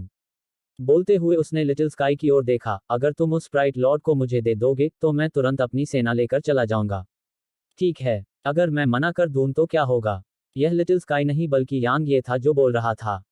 इस समय यांग ये स्ट्रोई को अपनी बाहों में पकड़े हुए था। लिन क्यू ने यह सुनते ही तुरंत यांग ये की ओर देखा। तुम अपने आप को क्या समझते हो। मैं अपने आप को क्या समझता हूँ। यांग ये ने हंसते हुए कहा, तुम अपने आप को क्या समझते हो। मैं। लिन क्यू ने मुस्कुराते हुए कहा, रिंगवर्ल्ड सिस्टम में 400 मध्यम दुनियाएं और 3 बड़ी दुनियाएं हैं। वे सभी मेरे लिन कबीले के हैं और मैं लिन कबीले का युवा मास्टर और रिंगवर्ल्ड सिस्टम का भावी मास्टर हूँ। तो आपको क्या लगता है कि मैं कौन हूँ। मुझसे आमने सामने लड़ने की हिम्मत है। यांग ये ने लिन की आंखों में देखा। मेरे साथ बकवास मत करो। मैं बस इतना ही पूछना चाहती हूँ कि क्या तुम मुझसे आमने सामने लड़ने की हिम्मत रखते हो। एक पर एक। लिन क्वी के मुंह के कोनों पर उपहास की एक लकीर उभर आई। तुम्हें मुझसे एक पर एक लड़ने का क्या अधिकार है। Tusk tusk. यांग ये ने अपना सिर हिलाया। तो रिंगवर्ल्ड सिस्टम का भावी मास्टर कितना बेकार है। तुम्हें पता है, केवल अक्षम लोग ही लगातार बताते हैं कि उनके माता पिता कौन है या उनके पीछे कौन खड़ा है। इधर उधर मत देखो, मैं तुम्हारे बारे में बात कर रहा हूँ। लिन की बोलने ही वाली थी कि तभी सफेद बालों वाला बूढ़ा आदमी अचानक गुस्से से चिल्लाया, तुम मौत को निमंत्रण दे रही हो। जैसे ही उसने बोलना समाप्त किया, वह हमला करने वाला था, लेकिन लिनकी ने उसे रोक दिया और यांग ये को देखा। तुम्हें पता है, अज्ञानी होना डरावना नहीं है, लेकिन यह अनजान होना डरावना है कि तुम अज्ञानी हो। तुम। अचानक यांग ये ने अपनी तलवार निकाली और लिनकी पर तान दी। दिखावा करना बंद करो। तुम्हारी हिम्मत है या नहीं। यहाँ मौजूद हर कोई यांग ये की ओर देखे बिना नहीं रह सका। नेदर पवेलियन के विशेषज्ञों की आंखों में वास्तव में प्रशंसा के भाव थे। यांग ये की ताकत चाहे जितनी भी मजबूत क्यों न हो, बस उसके साहस और हौसले को ही मान्यता मिली थी। इसके अलावा पुरुषों को ऐसा ही व्यवहार करना चाहिए। पुरुषों को बस लड़ना चाहिए। इसके बजाय पृष्ठभूमि के बारे में बात क्यों करें। भले ही रिंगवर्ल्ड सिस्टम शक्तिशाली था, लेकिन यह नहीं दर्शाता कि लिन क्यू भी शक्तिशाली था। लिनकी का चेहरा तुरंत उदास हो गया। चूंकि तुम मरने के लिए इतनी जल्दी में हो तो मैं तुम्हारी इच्छा पूरी करूंगा। जैसे ही उसने बोलना समाप्त किया, वह उछल पड़ा और यांग ये की ओर बढ़ गया। इस समय उसे लड़ना था। अगर यह खबर फैल गई तो उसे जो अपमान सहना पड़ेगा, वह बर्दाश्त नहीं कर सकता था।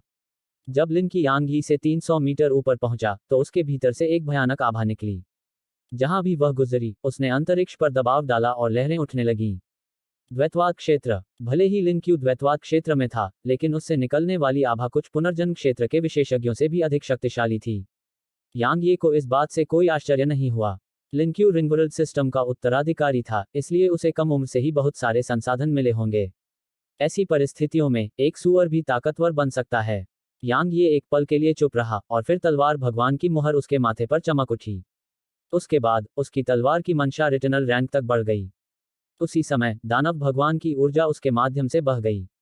एक पल बाद यांग ये मौके पर ही गायब हो गया। पुनर्जन्म की तलवार। यांग यी ने शुरू से ही अपनी पूरी ताकत लगा दी थी। उसे ऐसा करना स्वाभाविक था, क्योंकि उसके पास सिर्फ एक ही मौका था। जैसे ही उसने यांग ये को यह हमला करते देखा, रिंगवर्ल्ड सिस्टम के सफेद बालों वाले बूढ़े व्यक्ति की अभिव्यक्ति बदल गई। सावधान। जैसे ही उनकी बात समाप्त हुई, वे तुरंत आगे बढ़ गए। जिस क्षण उसने यांग ये को गायब होते देखा, लिनकी का चेहरा बेहद बदसूरत हो गया था। उसे पता था कि उसने अपने प्रतिद्वंद्वी को कम आंका था। उसने वास्तव में अपने प्रतिद्वंद्वी को कम आंका था। उसके पास आगे सोचने का समय नहीं था। उसने बस अपनी हथेली को पलटा और उसकी मुट्ठी में एक काली गोल ढाल दिखाई दी। उसी समय उसकी गहन ऊर्जा उसमें पागलपन से भर गई। कुछ ही क्षण बाद एक तलवार की नोक ढाल से टकराना, ढाल टूटकर टुकड़ों में बिखर गई और पूरा क्षेत्र ढक गया। लिंकी हैरान रह गया। वह भागने ही वाला था, लेकिन बहुत देर हो चुकी थी। तलवार की नोक उसके माथे के बीच में आ गई थी।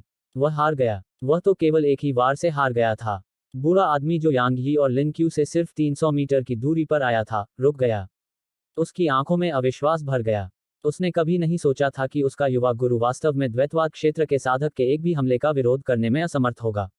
आखिरकार लिन क्यू रिंग वर्ल्ड सिस्टम में भी एक असाधारण प्रतिभा थी। नेदर पवेलियन के मास्टर ने यांग ये की तरफ देखा। उसने कुछ नहीं कहा, लेकिन उसकी आंखों में आश्चर्य की झलक थी। युवा मास्टर लिन, अचानक फैन यिन्यू ने कहा, आपका प्रतिद्वंद्वी मेराक सिस्टम का नंबर 1 तलवार साधक है, और वह इसका नंबर 1 प्रतिभाशाली भी हो सकता है। आपकी हार बिल्कुल भी अनुचित नहीं है। यद्यपि यांग का मेरेक सिस्टम और नेदर पवेलियन के बीच लड़ाई में कोई उपयोग नहीं था, फिर भी नेदर पवेलियन ने यांग को कभी कम नहीं आंका था। लिन क्यू ने यांग को घूरते हुए कहा, मुझे इसका एहसास नहीं था। यांग ने लिंकी की आंखों में देखा, अपनी सेनाओं से कहो कि वे तुरंत मेराक सिस्टम छोड़ दें और अपनी आत्मा की कसम खाओ कि तुम कभी भी मेराक सिस्टम में दोबारा पैर नहीं रखोगे। अगर यह उसके बस में होता, तो वह अभी लिन क्यू को मार डालना चाहता। लेकिन वह अच्छी तरह जानता था कि लिन क्यू को मारने से मेराक सिस्टम के सामने मौजूद खतरे का समाधान नहीं हो पाएगा। इसीलिए उसने लिन क्यू को उकसाया और लिन क्यू को उससे लड़ने के लिए मजबूर किया। लिंकी ने यांग की बात सुनकर ठंडी हंसी हंस दी, क्या तुम मजाक कर रहे हो? तुम। अचानक यांग ने अपनी तलवार खींची और उसे घुमाया। अनुभव करना। लिंक्वी का बायां हाथ हवा में उड़ गया और उसके साथ खून की एक धार भी बह निकली। यह दृश्य देखकर रिंग वर्ल्ड सिस्टम के विशेषज्ञों के चेहरे पर अचानक से भाव बदल गए। बूढ़ा व्यक्ति गुस्से से चिल्लाया, यांग तुम। यांग ने अचानक बूढ़े आदमी को देखा और बूढ़े आदमी को टोकते हुए कहा, चुप रहो। एक और शब्द कहो और मैं उसका सिर काट दूंगा। तुम। बूढ़ा आदमी हताश हो गया, लेकिन उसने कुछ भी कहने की हिम्मत नहीं की, क्योंकि यांग ऐसा नहीं लग रहा था कि वह मजाक कर रहा था। इसके अलावा बूढ़े आदमी की अंतर्ज्ञान ने उसे बताया कि यांग वास्तव में वैसा ही करने की हिम्मत करेगा जैसा उसने कहा था। यांग ने लिंकी की ओर देखा। इस समय लिंकी का चेहरा बेहद उदास था। मेरे पूरे जीवन में यह पहली बार है। चुप रहो। यांग ने अपनी तलवार लिन क्यू के करीब दबाई। एक पल में उसकी तलवार लिन क्यू की त्वचा में घुस गई, जिससे लिन क्यू की आवाज अचानक बंद हो गई। वहां से खून की एक धार निकलने में ज्यादा समय नहीं लगा और लिन क्यू के चेहरे पर खून भर गया। यांग ने लिंकी को देखा, मैं आखिरी बार पूछूंगी। उनसे कहो कि वे तुरंत मेराक सिस्टम छोड़ दें और गारंटी दें कि आप फिर कभी मेराक सिस्टम में कदम नहीं रखेंगे। लिंकी ने कुछ देर तक यांग को देखा और फिर उसने एक भयंकर मुस्कान प्रकट करते हुए कहा, मुझे मार दो। क्या तुम मुझे मारने की हिम्मत कर सकते हो? मैं तुम्हें बता दूं कि अगर मैं यहां मर गया, तो मेरा रिंग वर्ल्ड सिस्टम मेराक सिस्टम को कुचल देगा। बोलते हुए उसने यांग की छाती की ओर इशारा किया, जहां तक तुम्हारी बात है, मैं गारंटी देता हूं कि तुमसे संबंधित हर व्यक्ति इस दुनिया में सबसे क्रूर यातना भुगतेगा। तुम। अचानक यांग की कलाई हिली। अनुभव करना। सबने देखा कि लिंक्वी का सिर हवा में उड़ गया। रिंग वर्ल्ड सिस्टम के विशेषज्ञ दंग रह गए। यहां तक नेदर पवेलियन के विशेषज्ञ भी दंग रह गए। उन्हें उम्मीद नहीं थी कि यांग वास्तव में लिन क्यू को मारने की हिम्मत करेगा। अचानक नेदर पवेलियन के मास्टर ने चिल्लाकर कहा, पीछे हटो। जैसे ही उन्होंने उसका आदेश सुना, नेदर पवेलियन के विशेषज्ञों ने बिना किसी हिचकिचाहट के पीछे मुड़कर वहां से चले गए। यांग ने नेदर पवेलियन के मास्टर की ओर देखा। वह स्वाभाविक रूप से जानता था कि नेदर पवेलियन के मास्टर ने अभी पीछे हटने का फैसला क्यों किया था। ऐसा इसलिए था क्योंकि वह दूर से देखना चाहती थी और अंतिम पुरस्कार प्राप्त करना चाहती थी। उसने लिन क्यू को मार दिया था, इसलिए उसे कोई संदेह नहीं था कि रिंग वर्ल्ड सिस्टम निश्चित रूप से इस मामले को शांत नहीं होने देगा। नेदर पवेलियन अब पीछे हट रहा था क्योंकि वह चाहता था कि रिंग वर्ल्ड सिस्टम और मेरिक सिस्टम की सेनाएं युद्ध में गंभीर रूप से घायल हो जाएं, और फिर उसे लाभ मिलेगा। क्या उसने लिन क्यू को आवेग में मार डाला? बिल्कुल नहीं। जब उसने अभी लिन क्यू को सुना, तो उसे अचानक कुछ समझ में आया। वह यह था कि वह अपनी उम्मीदें दूसरों पर नहीं छोड़ सकता था। कहने की जरूरत नहीं है कि रिंग वर्ल्ड सिस्टम से मेराक सिस्टम छोड़ने और फिर कभी मेराक सिस्टम में पैर न रखने की कसम खाने के लिए कहना काफी बचकाना था। यदि आपके पास पर्याप्त शक्ति है, तो स्वाभाविक रूप से अन्य लोग आपको धमकाने का साहस नहीं करेंगे, लेकिन यदि आपके पास पर्याप्त शक्ति नहीं है, तो 100 कस्में भी बेकार होंगी। क्या तुम्हें नहीं लगता कि ऐसे ही चले जाना सही नहीं है? अचानक दूर अंतरिक्ष से एक आवाज गूंजी और फिर एक अधेड़ उम्र का आदमी अचानक हवा में प्रकट हुआ। सफेद बालों वाले बूढ़े आदमी और रिंगवर्ल्ड सिस्टम के अन्य विशेषज्ञों के चेहरे के भाव बदल गए जब उन्होंने मध्यम आयु वर्ग के आदमी को देखा, और फिर उन्होंने जल्दी से उसके सामने सम्मानपूर्वक झुककर एक स्वर में कहा, कुलपति। लिन कबीले के कुलपति। यांग ये की आंखें थोड़ी सिकुड़ गईं। उसे उम्मीद नहीं थी कि रिंगवर्ल्ड सिस्टम का नेता यहाँ होगा। रिंगवर्ल्ड सिस्टम में स्वर्ग दाव का कोई भगवान नहीं था, क्योंकि लिन कबीला रिंगवर्ल्ड सिस्टम में सबसे शक्तिशाली शक्ति था और जिसने रिंगवर्ल्ड सिस्टम में नियम और व्यवस्था स्थापित की थी। इसलिए लिन कबीले का कुलपति स्वाभाविक रूप से रिंगवर्ल्ड सिस्टम का नेता था। नेदर पवेलियन के मास्टर ने लिन कबीले के कुलपति की ओर देखा और कहा, ऐसा लगता है कि आपका लिन कबीला स्प्राइट भगवान और स्वर्ग दाव के भगवान को प्राप्त करने के लिए दृढ़ है। लिन कबीले के कुलपति ने लिटिल स्काई को देखा और कहा, वह इस ब्रह्मांड में सभी चीजों की ऊर्जा द्वारा समर्थित है। तुम और मैं दोनों ही इस ब्रह्मांड में उसके सामने कुछ नहीं हैं। अगर हम सेना में शामिल हो जाएं तो हम एक मौका पा सकते हैं। तो क्यों ना हम सेना में शामिल हो जाएं? एक बार ऐसा हो जाने के बाद मेराक सिस्टम आपके निचले मंडप का हिस्सा बन जाएगा, जबकि स्वर्ग के स्वामी दाव और स्प्राइट लॉर्ड मेरे लिन कबीले के होंगे। तुम क्या सोचते हो? निचले मंडप का स्वामी चुप हो गया। इस बीच लिन कबीले के कुलपति ने कहा, यदि आप अब पीछे हटते हैं तो मेरा लिन कबीला भी पीछे हट जाएगा। नेदर पवेलियन के मास्टर ने लिन कबीले के कुलपति की ओर देखा और फिर कहा, ठीक है। मेराक सिस्टम मेरे नेदर पवेलियन में जाएगा, जबकि स्वर्ग के स्वामी दाव और स्प्राइट लॉर्ड आपके लिन कबीले में जाएंगे। लिन कबीले के मुखिया ने जब यह सुना तो वह मुस्कुराया और फिर उसने यांग ये की तरफ देखा। भले ही मेरा बेटा मेरी उम्मीदों पर खरा नहीं उतरा, फिर भी वह मेरा बेटा था। तुम्हें सिर्फ मार देना तुम्हें बहुत आसानी से छोड़ देना होगा। क्यों ना हम ऐसा करें? मेरे लिन कबीले को एक निगरानी कुत्ते की जरूरत है। तो तुम यह काम करोगे, ठीक है? यांग ये की आंखें थोड़ी सिकुड़ गईं। वह बोलने ही वाला था कि अचानक बाहरी अंतरिक्ष से दूर से एक आवाज गूंजी, क्या तुम चाहते हो कि मेरे यांग कबीले का कोई सदस्य तुम्हारा निगरानी कुत्ता बने? जैसे ही आवाज गूंजनी बंद हुई, एक महिला अचानक यहां प्रकट हुई। उसकी नजर तुरंत लिन कबीले के कुलपति पर पड़ी। अगर तुम आज से 15 मिनट बाद भी जिंदा रहे तो रिंगवर्ल्ड सिस्टम में लिन कबीला इस दुनिया से गायब हो जाएगा। जिसने भी यह सुना वह अवाक रह गया। यहां मौजूद हर कोई उस महिला को देख रहा था। उसने समुद्री नीले रंग की पोशाक पहनी हुई थी। उसकी उम्र 20 के आसपास लग रही थी। उसकी भौहें तीखी और तिरछी थीं, 2 अंडाकार आंखें थीं और वह दिखने में सुंदर थी। हालांकि उसका चेहरा काफी बर्फीला था। एक और उल्लेखनीय बात यह थी कि उसकी शक्ल यांग यी से कुछ मिलती जुलती थी। यांग कबीला। यांग ये ने उसकी तरफ देखा और चुप हो गया। वह जानता था कि वह शायद वही विशेषज्ञ थी जिसे यांग कबीले ने उसे पकड़ने के लिए भेजा था। लिन कबीले के मुखिया ने महिला को घूरते हुए पूछा, आप कौन हैं? उसने लिन कबीले के मुखिया की बात को नजरअंदाज किया और यांग ये की तरफ देखने लगी। जैसे ही उसने उस पर नजर डाली, उसकी ठंडी निगाहों में गर्मजोशी का एक निशान दिखाई दिया। तुम बहुत बड़े हो। यांग ये ने उसकी ओर देखा और पूछा, तुम कौन हो? वह यांग यी के पास गई और बोली, मैं तुम्हारे पिता की छोटी बहन हूं, तुम्हारी चाची। मेरा नाम सिंगल जुबान है। यांग ये ने कुछ नहीं कहा।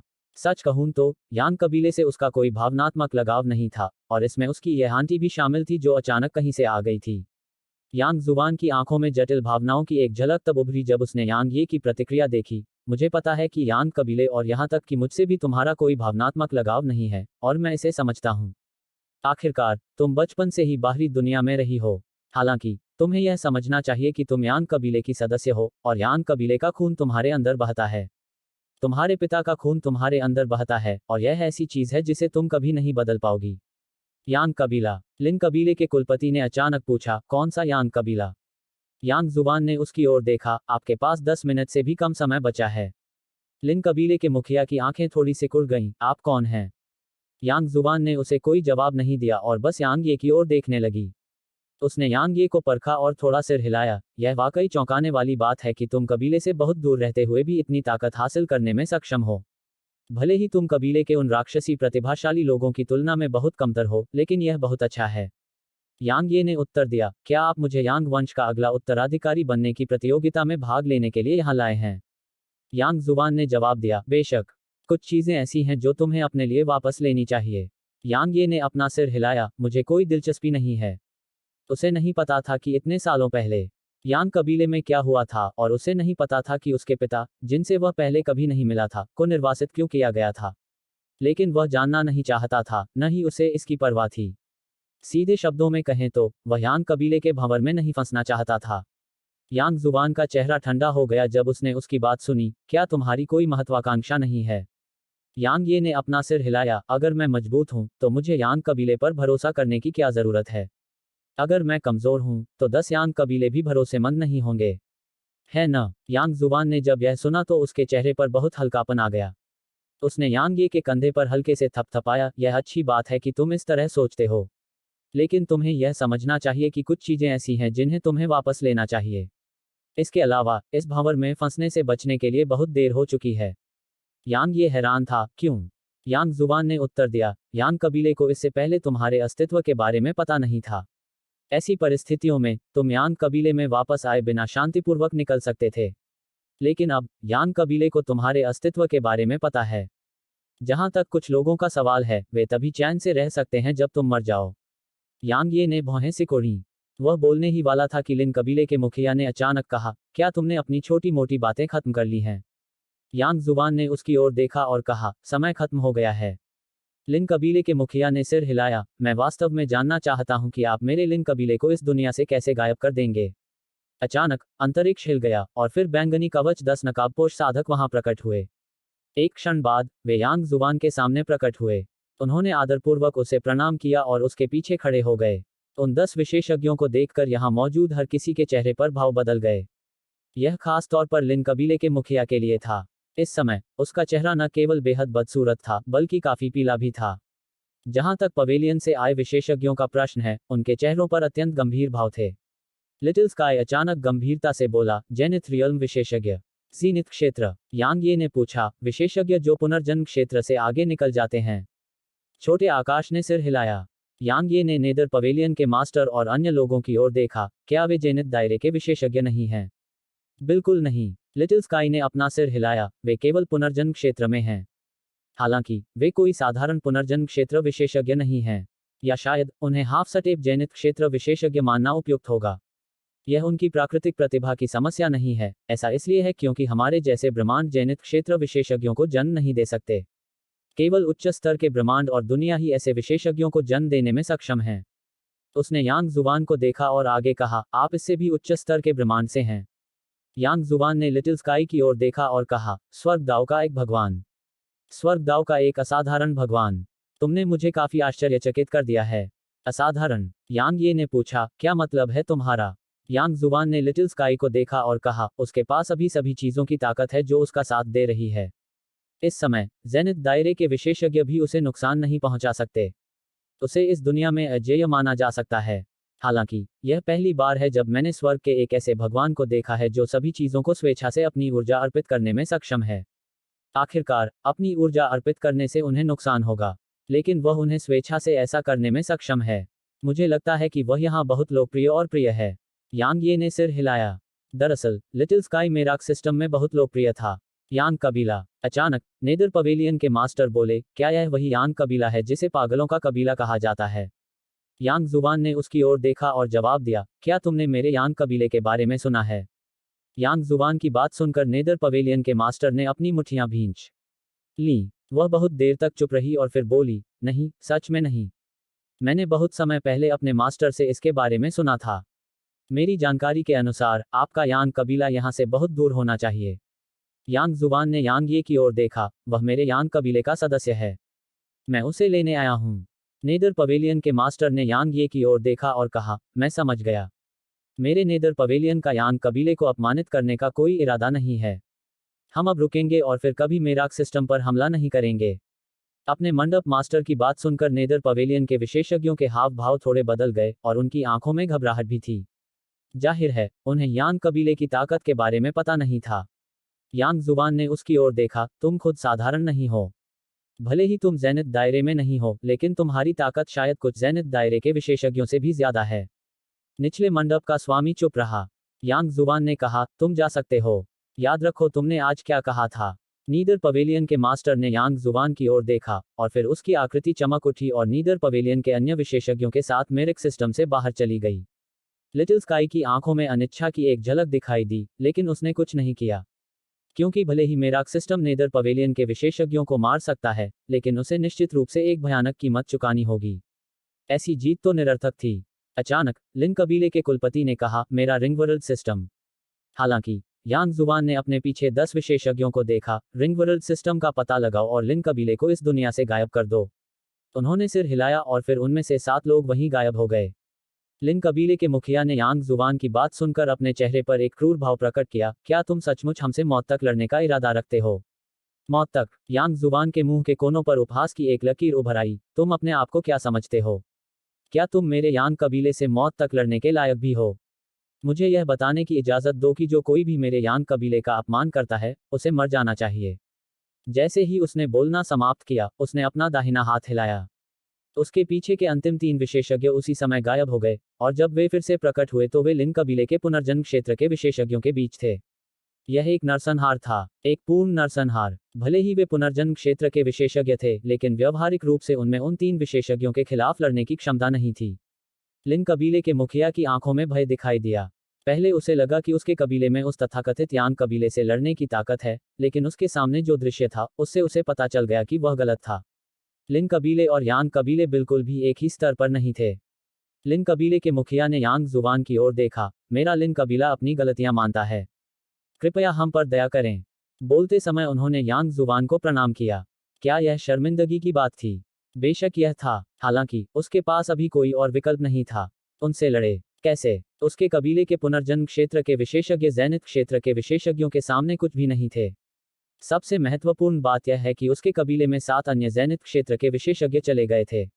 वह कल्पना कर सकता था कि उनके आने पर लिन कबीले का क्या होगा। दया की भीख मांगो। वह केवल दया की भीख ही मांग सकता था।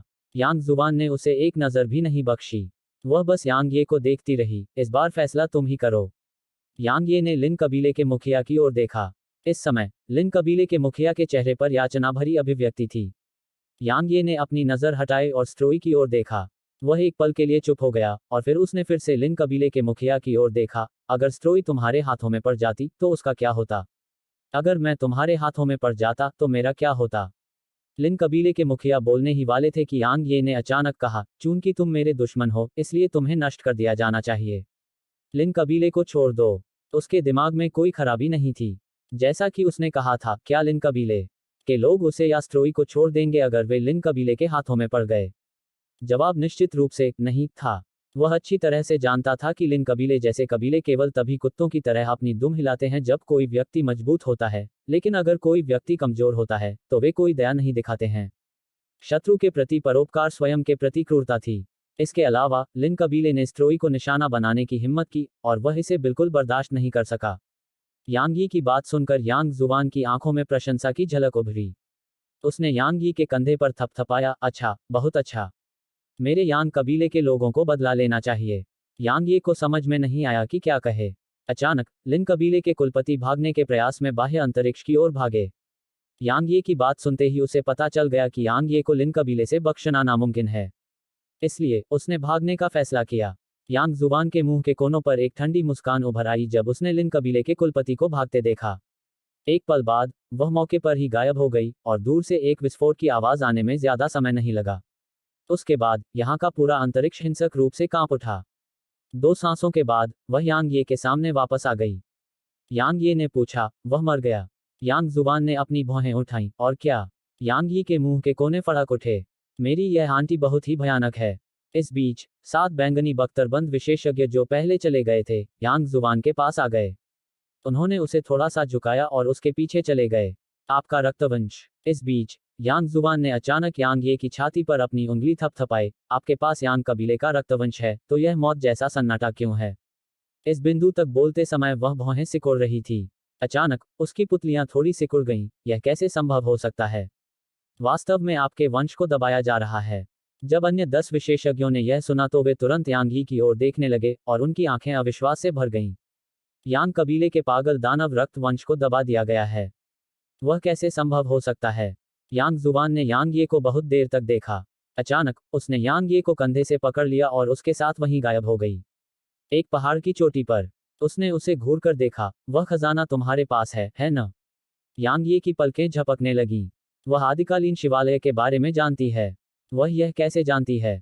यांग ये एक पल के लिए चुप हो गया और फिर बोला, तुम्हें कैसे पता चला? जैसा कि उम्मीद थी, उसने धीरे से अपनी आंखें बंद कर लीं। बहुत समय बीतने के बाद उसने अपनी आंखें खोलीं और उसे देखा। क्या तुम जानते हो कि तुम्हारे पिता को निर्वासित क्यों किया गया था? यांग ये ने जवाब में अपना सिर हिलाया। उसने समझाया, यह उस खजाने की वजह से था। कोई नहीं जानता कि यह क्या है। लेकिन जब यह हमारी दुनिया में आया तो इसके साथ ही स्वर्ग और पृथ्वी की घटनाएं भी हुईं। अनगिनत विशेषज्ञ इसके प्रकट होने से चिंतित थे और यहाँ तक कि हमारे यांग कबीले के पूर्वज भी इससे चिंतित थे। अंत में यह तुम्हारे पिता के हाथों में आ गया। यांग ये ने पूछा, और फिर? वह गंभीरता से बोली, उसके बाद उसकी गहन ऊर्जा अचानक बिना किसी निशान के गायब हो गई और वह एक अपंग बन गया। चाहे उसने कितनी भी साधना की हो, वह गहन ऊर्जा इकट्ठा नहीं कर सका और वह उस खजाने को भी नियंत्रित नहीं कर सका। अंत में उसके जैसा असाधारण प्रतिभाशाली व्यक्ति एक अपंग में बदल गया। उसने यांग ये को देखा और कहा, क्या तुम जानते हो कि वह यांग कबीले का नंबर 1 प्रतिभाशाली व्यक्ति था? अगर इतने सालों पहले उसके साथ कुछ नहीं हुआ होता तो यांग कबीला उसका होता। यांग कबीले के अन्य सदस्य उसके मौजूद रहते हुए उससे लड़ने की हिम्मत नहीं कर सकते। उसकी गहन ऊर्जा पूरी तरह से चूस ली गई थी। यांग ये की आंखें थोड़ी सिकुड़ गईं। वह जानता था कि यह निश्चित रूप से प्राइमोडियल पैगोडा का काम था क्योंकि यह वही था जो उसके साथ हुआ था। इस बीच यांग जुबान ने कहा, यांग कबीला कभी भी किसी अपंग को अपना उत्तराधिकारी नहीं बनने देगा।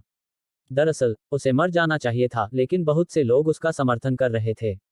इसलिए लोगों के गुस्से से बचने के लिए कबीले ने उसे प्रशिक्षण देने के नाम पर निर्वासित कर दिया। यांग ये ने कहा, यह बहुत सामान्य बात है न?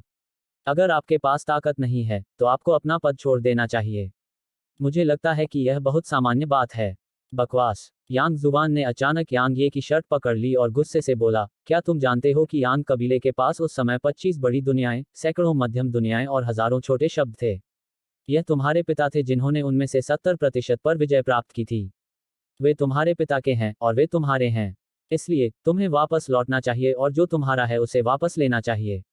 बोलते हुए उसने उसे छोड़ दिया, लेकिन वह अभी भी उसे घूर रही थी। यांग ये ने अपना सिर हिलाया, बड़ी बहन। यांग जुबान ने अचानक कहा, अगर आप पिटाई नहीं चाहते हैं तो बेहतर होगा कि आप मुझे आंटी कहें। यांग ये का चेहरा तमतमा उठा। उसने एक पल सोचा और फिर बोला, अरे, मुझे लगता है कि भले ही मेरे पिता ने लड़ाई की हो और यांग कबीले को उसकी आधी संपत्ति हासिल करने में मदद की हो, लेकिन इसका मुझसे कोई लेना देना नहीं है। आखिरकार यह मैंने नहीं किया। उसने अचानक कहा, तुम वापस नहीं जाना चाहते, है ना? यांग ये ने जल्दी से सिर हिलाया। वह वास्तव में वापस नहीं जाना चाहता था। ईमानदारी से कहूं तो उसे सत्ता की कोई इच्छा नहीं थी। यांग कबीला एक बहुत बड़ा भंवर था और वह उसमें बह जाना नहीं चाहता था। इसके अलावा वह कबीले का प्रबंधन करने के लिए उपयुक्त नहीं था। यांग जुबान ठंडी हंसी हंसा, कितना भोलापन। यांग ये ने पूछा, आप क्या कहना चाह रहे हैं? वह ठंडे स्वर में बोली, क्या तुम जानते हो कि यांग कबीले में कितने लोग तुम्हारी जान चाहते हैं? यांग ये ने भौहें सिकोड़ते हुए कहा, क्यों? क्यों? वह ठंडी मुस्कान के साथ बोली, जब तुम्हारे पिता अपंग हो गए थे तो यांग कबीले के अनगिनत लोग उन्हें मरवाना चाहते थे। लेकिन क्या तुम जानते हो कि अपंग होने के बाद भी वे क्यों नहीं मरे? क्योंकि कोई भी उन्हें छूने की हिम्मत नहीं करता था। तुम्हारे पिता के साथ लड़ने वाले लोग उनके प्रति बहुत सम्मान रखते थे। यह कहा जा सकता है कि अगर तुम्हारे पिता विद्रोह करना चाहते तो वे उनका अनुसरण करने में संकोच नहीं करते। यांग ये ने धीमी आवाज में कहा, यांग कबीले के कुछ लोग डरते हैं कि वे मेरा समर्थन करेंगे। तुम इतने मूर्ख नहीं हो। यांग जुबान ने ठंडे स्वर में कहा, तुम्हारे पिता ने इतने सालों पहले जिन दुनियाओं पर विजय प्राप्त की थी, उनमें से ज्यादातर उनके भाई बहनों के हाथों में चली गई हैं। क्या तुम्हें लगता है कि वे उन्हें तुम्हें वापस कर देंगे? अगर तुम अपने पिता की तरह बेकार हो तो वे शायद तुम पर कोई ध्यान न दें। आखिरकार कोई भी बिना वजह दुश्मनी मोल नहीं लेना चाहता। हालांकि तुम बेकार नहीं हो। तुम एक प्रतिभाशाली व्यक्ति हो, भले ही तुम्हें यांग कबीले में रखा गया हो। ऐसी परिस्थितियों में वे तुम्हें कैसे जीने दे सकते हैं? यांग ये ने भौहें सिकोड़ लीं। इस बीच यांग जुबान ने कहा, अगर मैं गलत नहीं हूं तो कुछ लोग तुम्हें खत्म करने की फिराक में हो सकते हैं। यांग ये ने यांग जुबान को देखा, मैं वास्तव में यांग कबीले के मुद्दों में नहीं पड़ना चाहता। हालांकि वह निश्चित रूप से मिल्की वे सिस्टम की ओर जा रहा था क्योंकि उसने ताओवादी वस्त्र पहने बूढ़े व्यक्ति से वादा किया था कि वह जियाओ क्यू को वापस वहां भेज देगा। वह यांग कबीले में नहीं जाना चाहता था। वह अच्छी तरह जानता था कि एक बार वह उस भंवर में फंस गया तो उसे कभी शांति नहीं मिलेगी। यांग जुबान ने यांग ये को लंबे समय तक देखा और फिर उसने सिर हिलाया, ठीक है, मैं तुम्हें मजबूर नहीं करूंगी। यांग ये थोड़ा हैरान थी। उसे मनाना इतना आसान है? इस बीच यांग जुबान ने अचानक स्ट्रोई को देखा जो यांग ये के कंधे पर खड़ी थी। स्ट्रोई ने पलक झपकाई जब उसने देखा कि यांग जुबान उसे देख रहा है और फिर उसने जल्दी से अपने पंजे यांग ये की गर्दन के चारों ओर लपेट दिए। जाहिर है वह अपने सामने इस रहस्यमयी महिला से काफी डरी हुई थी। यांग जुबान ने धीमी आवाज में कहा, एक प्रेत भगवान। यांग ये ने पूछा, क्या मिल्की वे स्ट्रीम में भी स्प्राइट लॉर्ड है? यांग जुबान ने आसमान की ओर देखा, ब्रह्मांड बहुत बड़ा है। इस विशाल ब्रह्मांड में सभी प्रकार की सभ्यताएं जन्म ले चुकी हैं। वे सभी अलग अलग हैं और उनकी साधना पद्धतियां और साधना प्रणालियां भी अलग अलग हैं। हालांकि वे सभी एक ही लक्ष्य की ओर बढ़ते हैं। उसने यांग ये को देखा। क्या तुम समझती हो कि मेरा क्या मतलब है? यांग ये ने अपना सिर हिलाया। बस स्पष्ट बोलो। उसने अपना दाहिना हाथ उठाया और उसे धीरे से जकड़ लिया। शक्ति। चाहे वह कोई भी सभ्यता हो या वे साधना के लिए कोई भी तरीका अपनाते हों, वे शक्ति की खोज करते हैं। वे जीवन की खोज करते हैं। यांग ये ने सिर हिलाया। वह स्वाभाविक रूप से समझ गया कि ताकत कितनी महत्वपूर्ण है। इस दुनिया में जहां ताकतवरों का सम्मान किया जाता है, अगर किसी के पास ताकत नहीं है तो वह कुत्ते की तरह होगा। इस बीच यांग जुबान ने अचानक कहा, चूंकि आप वापस जाने से इनकार करते हैं, इसलिए मैं जा रहा हूं। जैसे ही उसने बोलना समाप्त किया, यांग ये कुछ कह पाता, उससे पहले ही वह वहीं गायब हो गई। यह आसान था। यांग ये दंग रह गया। उसने उम्मीद नहीं की थी कि उसकी आंटी इतनी आसानी से राजी हो जाएगी। यांग ये बहुत देर तक चुप रहा, फिर उसने अपना सिर हिलाया और चला गया। यांग ये स्प्राइट पैलेस में वापस आ गया। अगले कुछ दिनों में स्काई महाद्वीप शांत हो गया। जहां तक उसकी चाची यांग जुबान की बात है, तो ऐसा लग रहा था कि वह महाद्वीप छोड़कर चली गई है। किसी भी मामले में यांग ये को उसका कोई संकेत नहीं मिला। 3 दिन बाद 2 काले वस्त्र पहने विशेषज्ञ अचानक आकाश में दिखाई दिए। बाईं ओर काले वस्त्र पहने आदमी ने पूछा, क्या यह वही जगह है? दाहिनी ओर खड़े काले वस्त्रधारी व्यक्ति ने सिर हिलाकर कहा, हाँ। बाईं ओर काले वस्त्र पहने आदमी ने थोड़ा सिर हिलाया, चलो चलें। जैसे ही उसने बोलना समाप्त किया, वे दोनों वहीं गायब हो गए। Sprite palace. यांग ये स्ट्रोई के साथ खेल रहा था जब अचानक उसका चेहरा बदल गया। कुछ ही देर बाद वह स्प्राइट पैलेस के ऊपर दिखाई दिया। उसी समय लिटिल स्काई उसके बगल में दिखाई दिया। उनके सामने काले वस्त्र पहने 2 आकृतियां खड़ी थीं। लिटिल स्काई और यांग यी के चेहरों पर अत्यंत गंभीर भाव थे, क्योंकि काले वस्त्र पहने दोनों आकृतियां जेनिथ दायरे की विशेषज्ञ थीं। इस बीच बाईं ओर का काले वस्त्रधारी व्यक्ति अचानक बोला, यह वास्तव में मैट डेमन ब्लडलाइन है। आप यांग ये हैं, है ना? यांग ये की आंखें सिकुड़ गईं। आप यांग कबीले से हैं? बाईं ओर काले वस्त्र पहने व्यक्ति ने प्रश्न करते हुए उत्तर दिया, आप क्या सोचते हैं? यांग ये एक पल के लिए चुप हो गया और फिर उसने कहा, मुझे उत्तराधिकारी के पद के लिए लड़ने की कोई इच्छा नहीं है, और मेरा यांग कबीले में लौटने का कोई इरादा नहीं है। इसलिए, हाहा। इस बीच बाईं ओर काले वस्त्र पहने आदमी ने अचानक ठहाका लगाया और कहा, इससे मेरा कोई लेना देना नहीं है। मुझे बस इतना पता है कि मेरे गुरु ने हमें खरपतवार को जड़ से उखाड़ने का आदेश दिया है। इसलिए तुम्हारी वह छोटी बहन और तुम्हारी वह बेटी, संक्षेप में तुमसे संबंधित सभी लोगों को मरना होगा। यांग ये ने काले लबादे वाले आदमी को घूरते हुए कहा, मैं उन लोगों को अपमानित नहीं करता जो मुझे अपमानित नहीं करते, लेकिन अगर कोई मुझे अपमानित करता है, तो मैं निश्चित रूप से उन्हें मार डालूंगा। काले वस्त्र पहने आदमी के मुंह के कोनों पर उपहास की एक लकीर उभर आई। जहां तक मास्टर का सवाल है, तुम चींटी से भी कमजोर हो। हम तुम्हें मारने के लिए अपनी ताकत बर्बाद कर रहे हैं क्योंकि हम कुछ लोगों के विचारों को खत्म करना चाहते हैं। जैसे ही उसने बोलना समाप्त किया, उसने अचानक यांगे पर पंजे से हमला कर दिया। एक पल में यांगे के चारों ओर की जगह जम गई और फिर यांगे का आकार विकृत होने लगा। यांगी हैरान था क्योंकि अभी उसके पास हिलने की भी क्षमता नहीं थी। इस समय उसे आखिरकार समझ में आ गया कि जेनिथ रियल्म के विशेषज्ञ कितने डरावने थे। वे ऐसे अस्तित्व नहीं थे जिनका वह अभी विरोध कर सकता था। अचानक उसे लगा कि उसके आसपास की जगह कांप उठी है, और फिर लिटिल स्काई उसके सामने प्रकट हुई। उसके बाद उसने अपनी हथेली उसके कंधे पर थपथपाई। धमाका। यांगी को तुरंत अंतरिक्ष के उस विस्तार से बाहर धकेल दिया गया। इस बीच लिटिल स्काई के आसपास का स्थान ढह गया और नष्ट हो गया। एक क्षण में ही पूरा क्षेत्र अलौकिक हो गया। यांग ये स्तब्ध रह गया। उसने उस ढही हुई जगह को देखा और उसे सामान्य होने में ज्यादा समय नहीं लगा। लिटिल स्काई भी वहां दिखाई दिया। हालांकि यांग ये की अभिव्यक्ति बदल गई थी क्योंकि लिटिल स्काई का शरीर वास्तव में धीरे धीरे पारदर्शी होता जा रहा था। इसके अलावा यांग ये ने देखा कि उसके भीतर की जीवन शक्ति तेजी से बह रही थी। यांग ये उसके बगल में दिखाई दिया। उसने उसके शरीर को देखा जो धीरे धीरे पारदर्शी होता जा रहा था और कांपती हुई आवाज में बोला, क्या क्या क्या तुम सभी चीजों की ऊर्जा से सुरक्षित नहीं हो? क्या क्या तुम भी अजेय नहीं हो? लिटिल स्काई ने एक पीली मुस्कान प्रकट की, मूर्ख। मैंने सभी चीजों की ऊर्जा को अवशोषित कर लिया है, इसलिए मुझे इसे फिर से करने से पहले कुछ समय के लिए आराम करने की आवश्यकता है। मैं सभी चीजों की ऊर्जा के बिना तुमसे भी अधिक मजबूत नहीं हूं। यांग ये कांपती आवाज में बोली, तो फिर तुमने ऐसा क्यों किया? वह मुस्कुराई, क्योंकि हम दोस्त हैं।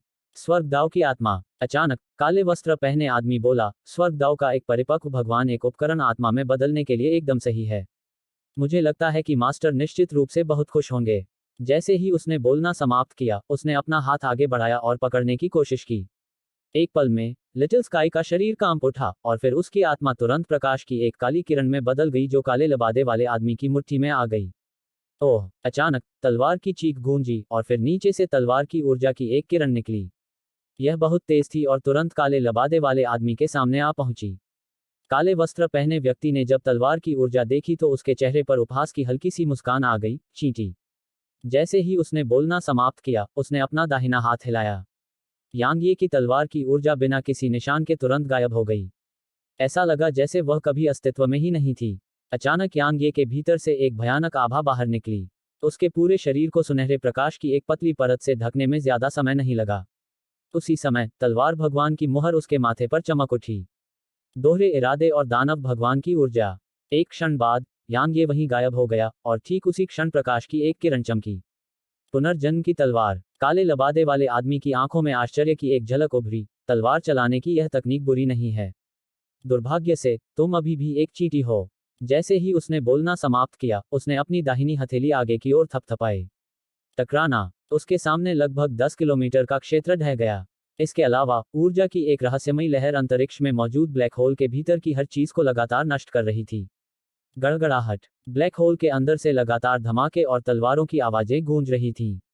कुछ सांसों के बाद ब्लैक होल धीरे धीरे शांत हो गया। अंतरिक्ष के उस विस्तार को पूरी तरह से ठीक होने में ज्यादा समय नहीं लगा। इस समय यांग ये 30 किलोमीटर दूर था। उसका शरीर पूरी तरह से फट चुका था और ऐसा लग रहा था जैसे उसे लाखों बार काटा गया हो। उसका पूरा शरीर खून से लथपथ था और वह काफी डरावना लग रहा था। उनके बीच का अंतर बहुत बड़ा था। द्वैतवाद क्षेत्र शीर्ष क्षेत्र से 2 क्षेत्र नीचे था। बाहरी शक्ति स्रोतों से इस तरह के अंतर को पाटना पूरी तरह असंभव था। यांग ये ने नीचे से काले लबादे वाले आदमी की तरफ देखा। या ज्यादा सटीक तरीके से कहें तो उसने काले लबादे वाले आदमी के बाएं हाथ की तरफ देखा। लिटिल स्काई की आत्मा वहां थी। गर्जन। अचानक आसमान में एक भयंकर गर्जना गूंजी और फिर आकाशीय शैतान जानवर यहां प्रकट हुआ। उसकी नजर तुरंत काले वस्त्र पहने आदमी पर पड़ी और फिर वह उस पर टूट पड़ा। यह बहुत तीव्र था। टकराना। हालांकि आकाशीय शैतान जानवर को 30 किलोमीटर दूर तक पटकने में बस एक क्षण ही लगा। पूर्ण दमन। काले वस्त्र पहने आदमी के मुंह से उपहास का एक शब्द निकला। एक निम्न स्तर की दुनिया से एक निम्न स्तर की चींटी। बोलते हुए उसने यांग ये को देखा। हर पीढ़ी पिछली पीढ़ी से बदतर होती है। तुम्हारे पिता के समय में तुम्हारी उम्र में जेनित दायरे के विशेषज्ञ भी उनके सामने शक्तिहीन थे। हालांकि तुम असाधारण हो कि यांग कबीले पर भरोसा किए बिना या पागल दानव वंश को सक्रिय किए बिना इतनी ताकत हासिल करने में सक्षम हो। लेकिन जहां तक मेरा सवाल है, तुम अभी भी एक चींटी हो। जैसे ही उसने बोलना समाप्त किया, उसने अपना दाहिना हाथ यांग ये की दिशा में आगे बढ़ाया और अपनी मुट्ठी बंद कर ली। ऐसा लग रहा था जैसे उसने इस इशारे से पूरे क्षेत्र को पकड़ लिया हो, जिससे नीचे एक विशाल क्षेत्र में जगह टूट गई। इसके अलावा यांग ये का आकार भी एक पल में टेढ़ा मेढ़ा और अलौकिक होने लगा। ऐसा लग रहा था जैसे वह टूटने वाला है। यांग ये की आंखों में एक तरह की क्रूरता की झलक दिखाई दी। उसने अपनी दाहिनी मुट्ठी को कसकर बंद किया और स्वर्ग विनाश करने वाला था। लेकिन अचानक एक बड़ी हथेली चमकी और फिर जिस जगह यांग ये खड़ा था वह ढह गया और एक पल में नष्ट हो गया। लेकिन यांग ये की आकृति लगभग 10 किलोमीटर दूर थी। यांग जुबान उसके बगल में खड़ा था। यांग जुबान ने सामने खड़े काले लबादे वाले आदमी को देखा। मुझे कभी उम्मीद नहीं थी कि तुम भाई यहाँ आओगे। क्या यह दूसरे भाई ने तुम्हें भेजा था या वह महिला यांग डैंकिंग थी? काले लबादे वाले आदमी ने यांग जुबान की ओर देखा। मैंने कभी उम्मीद नहीं की थी कि फीनिक्स कमांडर वास्तव में अपने भतीजे को लेने के लिए व्यक्तिगत रूप से आएगी। जैसा कि अपेक्षित था, यह वैसा ही है जैसा थर्ड यंग मिस ने कहा। ऐसा लगता है कि कुछ लोगों को वास्तव में कुछ भ्रम होते हैं। लेकिन फीनिक्स कमांडर, क्या आपको लगता है कि आपका यह भतीजा थर्ड यंग मिस और सेकंड यंग मिस से मुकाबला कर सकता है? उनका तो जिक्र ही न करें, यहाँ तक कि अन्य युवा स्वामी भी ऐसे अस्तित्व नहीं है जिनसे आपका भतीजा मुकाबला कर सके। है न? यांग जुबान ने उदासीनता से कहा, यह तुम्हारा कोई काम नहीं है। काले लबादे वाले आदमी ने थोड़ा सिर हिलाया और कहा, चूंकि तुम उसके लिए आगे आए हो, इसलिए हमें तुम्हें सम्मान देना होगा। अलविदा। जैसे ही उसने बोलना समाप्त किया, वह जाने वाला था। लेकिन यांग ये ने अचानक कहा, लिटिल स्काई की आत्मा को पीछे छोड़ दो। उसने अपनी तलवार निकाली और बोलना समाप्त करते ही उसे घुमाया। काले वस्त्र पहने व्यक्ति ने अपना दाहिना हाथ हिलाया और एक चमकदार प्रकाश की किरण चमकी और यांग यी की तलवार की ऊर्जा को टुकड़ों में नष्ट कर दिया। काले लबादे वाले आदमी के मुंह के कोनों पर उपहास की एक लकीर उभर आई। मुझे ईमानदारी से बोलने की इजाजत दो। तुम सेकंड यंग मास्टर और थर्ड यंग मिस से तुलना के बिल्कुल भी योग्य नहीं हो। जैसे ही उसने बोलना समाप्त किया, वह वहीं गायब हो गया। यांग ये की आंखों में एक अजीब सी क्रूरता चमक उठी और फिर वह खून की लाल रोशनी की किरण में बदल गया जो आसमान में फैल गई। हालांकि यांग जुबान ने उसका रास्ता रोक दिया, तुम उन्हें रोक नहीं सकते। अगर वे जाने का फैसला करते हैं तो 10 जेनिथ रियल्म विशेषज्ञ भी उन्हें नहीं रोक सकते। यांग ये ने यांग जुबान को घूर कर देखा और उसकी आंखें पूरी तरह से लाल थीं। एक तरफ हटो। उसने अपना सिर हिलाया। इस बीच यांग ये ने अचानक अपनी तलवार खींची और उसे घुमाया। तलवार की ऊर्जा की एक किरण तुरंत उसके सामने आ गई। हालांकि यांग जुबान की अभिव्यक्ति बिल्कुल नहीं बदली। उसने बस अपनी दाहिनी मुट्ठी को कस लिया और उसे आगे की ओर पटक दिया। टकराना। यांग यी की तलवार की ऊर्जा टुकड़ों में बिखर गई। यांग ये फिर से हमला करने वाला था, लेकिन यांग जुबान अचानक उसके सामने आ गई और फिर उसकी हथेली उसके कंधे पर दब गई। अगर तुम अब गए तो तुम निश्चित रूप से मर जाओगे। अगर तुम मर गए तो तुम अपने दोस्त की आत्मा को कैसे बचाओगे? तुम्हारी छोटी बहन का क्या होगा? या तुम्हारी पत्नियों का? या तुम्हारी बेटी का? उसकी बात सुनते ही यांग ये का शरीर थोड़ा कांप उठा और फिर उसकी आंखें धीरे धीरे एक बार फिर साफ हो गईं। काफी समय बीत गया इससे पहले कि यांग ये ने धीरे से अपनी आंखें बंद की। यांग जुबान ने यांग ये की ओर देखा और कहा, पहले वाले दोनों भाइयों की जोड़ी हैं। जिसने तुम्हारे दोस्त की आत्मा ले ली वह यांग शान है और दूसरा यांग शी है। वे दोनों मेरे यांग कबीले के 72 योद्धाओं का हिस्सा हैं। वे साधारण जैनित दायरे के विशेषज्ञ नहीं हैं। तुम्हारा तो कहना ही क्या, मैं और मेरे अधीनस्थों की संयुक्त सेना भी उन्हें रोकने में सक्षम नहीं होगी। यांग ये ने अचानक अपनी आंखें खोली और उसे देखा, कौन मुझे मारना चाहता है? यांग यान और उसकी छोटी बहन यांग डैंकिंग। यांग जुबान ने आगे कहा, आपके पिता ने जितने भी संसार जीते उनमें से ज्यादातर उनके हाथों में चले गए। वे आपको मारना इसलिए चाहते हैं क्योंकि उन्हें डर है कि उनके अधीनस्थ अचानक आपका साथ देंगे। आखिरकार आपके पिता इतने सालों पहले वाकई बहुत लोकप्रिय थे। यांग यान, यांग डैंकिंग। यांग ये ने धीरे से अपनी मुट्ठियां भींच लीं। इस बीच यांग जुबान ने अचानक पूछा, क्या आप मुझे दोष देते हैं? यांग ये ने उसकी ओर देखा, किस बात का दोष दूं? उसने जवाब दिया, पहले मदद न करने के लिए। अगर मैं पहले यहां होती तो शायद तुम्हारे दोस्त की आत्मा। यांग ये ने अचानक अपना सिर हिलाया, तुम पर मेरा कोई एहसान नहीं है, इसलिए मुझे तुम्हें दोष देने का कोई अधिकार नहीं है। मैं केवल अपने आप को दोषी मानता हूं। मैं खुद को बहुत कमजोर होने के लिए दोषी मानता हूं। मैं उसे इसमें फंसाने के लिए खुद को दोषी मानता हूं। मैं खुद को बेकार होने के लिए दोषी मानता हूं। कमजोर, बहुत दुर्बल। यांग ये ने अभी अपने दिल में यही सोचा था। हजारों दुनियाओं को नियंत्रित करने वाले यांग कबीले का तो जिक्र ही न करें, यहाँ तक कि पहले से मौजूद नेदर पवेलियन और लिन कबीले भी ऐसे अस्तित्व नहीं थे जिनका वह विरोध कर सके। जहां तक यांग कबीले की बात है तो उनके द्वारा भेजा गया कोई विशेषज्ञ भी शायद ऐसा न हो जिसका वह विरोध कर सके। यांग जुबान ने उसकी ओर देखा और चुप रही। अचानक यांग ये ने उसकी ओर देखा और कहा, चलो चलें। मैं तुम्हारे साथ यांग कबीले में वापस आऊंगा। यांग जुबान यह सुनकर बहुत खुश हुई, जब तक आप यांग कबीले की उत्तराधिकारी बनती हैं आप तुरंत 72 योद्धाओं पर नियंत्रण हासिल कर लेंगी। और यांग ये ने अपना सिर हिलाया, मैं उत्तराधिकारी के पद के लिए लड़ने के लिए वहां वापस नहीं जा रहा हूं। यांग जुबान हैरान था। फिर यांग ये की आंखों में एक खौफनाक चमक चमक उठी, मैं वापस मारने जा रहा हूं। यांग जुबान अवाक रह गया। यांग ये कभी भी यांग कबीले में वापस नहीं जाना चाहता था और वह कभी भी उन चीजों के लिए लड़ना नहीं चाहता था जो यांग कबीले की थीं। हालांकि यांग कबीले के सदस्यों ने उसे जीने से मना कर दिया। ऐसी बातें अक्सर होती रहती हैं। भले ही आप मुसीबत में पड़ने से इनकार कर दें, लेकिन इसका मतलब यह नहीं है कि मुसीबत आपका पीछा नहीं करेगी। इस घटना ने उसे यह एहसास दिलाया कि यांग कबीले के भंवर में बह जाने से बचना उसके लिए असंभव था। चूंकि यह अपरिहार्य था, इसलिए वापस लौटना और इसे समाप्त करना सबसे अच्छा था। चाहे यह पुरानी पीढ़ी के बीच की दुश्मनी हो या इस घटना के लिए दुश्मनी, वह उन सभी को समाप्त करने का इरादा रखता था। इस बीच यांग जुबान ने अचानक कहा, मुझे उम्मीद नहीं थी कि स्वर्ग के स्वामी दाओ तुम्हारे लिए खुद को बलिदान कर देंगे। जहां तक वह जानती थी, स्वर्ग के स्वामी दाओ आमतौर पर मनुष्यों के प्रति बहुत शत्रुतापूर्ण थे। वह कभी किसी ऐसे व्यक्ति से नहीं मिली थी जो मनुष्यों के साथ दोस्ती कर सके। छोटा आकाश। यांग ये ने धीरे से अपनी मुट्ठियां भींच लीं और बाहरी अंतरिक्ष में देखने लगा। उसकी आंखों के कोनों से धीरे धीरे साफ तरल की 2 धाराएं बाहर निकल आईं। तुमने कहा था कि तुम मेरी लड़ाई में मदद नहीं करोगे, तो तुमने ऐसा क्यों किया? क्यों? तुम मुझे मूर्ख कहते रहे, लेकिन तुम भी बहुत बड़े मूर्ख हो। यांग जुबान ने धीरे से कहा, अगर उसे सभी चीजों की ऊर्जा का समर्थन प्राप्त होता तो वे उसे हरा तो सकते थे, लेकिन उसे मार नहीं पाते। हालांकि उसने पहले सभी चीजों की ताकत को अवशोषित कर लिया था, इसलिए उसका शरीर उस तरह से अधिक भार होने पर पूरी तरह से ठीक नहीं हो पाया था।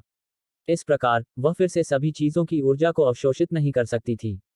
इस बीच यांग ये ने अचानक उसकी ओर देखा, अगर उसे कुछ भी हुआ तो मैं पूरे यांग कबीले को उनके खून से इसका बदला चुकाने पर मजबूर कर दूंगा। यांग जुबान ने यांग ये को घूरते हुए कहा, यह मत भूलो कि तुम भी यांग कबीले के सदस्य हो। यांग ये उसके पास गया, मेरे दिल में यांग कबीले का कोई भी व्यक्ति उसके बाल के बराबर भी नहीं है। इसके अलावा अगर उसे कुछ भी हो गया तो मैं खुद को कभी माफ नहीं कर पाऊंगा। जैसे ही उसने बोलना समाप्त किया वह पलटा और वहीं गायब हो गया। यांग ये के चले जाने के बाद यांग जुबान के पास एक बख्तरबंद व्यक्ति प्रकट हुआ, फीनिक्स कमांडर, उसका वंश सक्रिय नहीं हुआ है तो वह इतना पागल क्यों है। यांग जुबान एक पल के लिए चुप हो गया और बोला, यह उसके पिछले अनुभवों से संबंधित है। उसका चरित्र बहुत ही चरमपंथी है, या मुझे यह कहना चाहिए कि वह पूरी तरह से चरमपंथी है। यह पागलपन से भी ज्यादा भयानक है। बख्तरबंद आकृति ने धीमी आवाज में कहा, तो अगर उसका वंश सक्रिय है और वह इससे प्रभावित है। यांग जुबान के हाव भाव थोड़े बदल गए। वह बहुत देर तक चुप रही और बोली, एक बार जब वे अपनी रक्तरेखा को सक्रिय कर देते हैं तो यांग कबीले के सदस्य पागलपन की स्थिति में चले जाते हैं। हालांकि हम हमेशा उस पागलपन को दबाने की कोशिश करते हैं। आखिरकार कोई भी अपनी रक्तरेखा द्वारा नियंत्रित नहीं होना चाहता, लेकिन वह शायद इसे दबा नहीं पाएगा। इस बीच बख्तरबंद आकृति अचानक बोली, वास्तव में यह अच्छी बात है। यांग जुबान ने बख्तरबंद आकृति पर नजर डाली और उसने कहा, क्या आपको लगता है कि एक साधारण व्यक्ति कबीले के उन युवा स्वामियों और युवा महिलाओं के साथ लड़ने में सक्षम होगा। यांग जुबान एक पल के लिए चुप हो गई और फिर उसने कहा, तुम अभी भी नहीं समझे। उसे उत्तराधिकारी के पद की परवाह नहीं है, उसे केवल अपने दोस्त की परवाह है।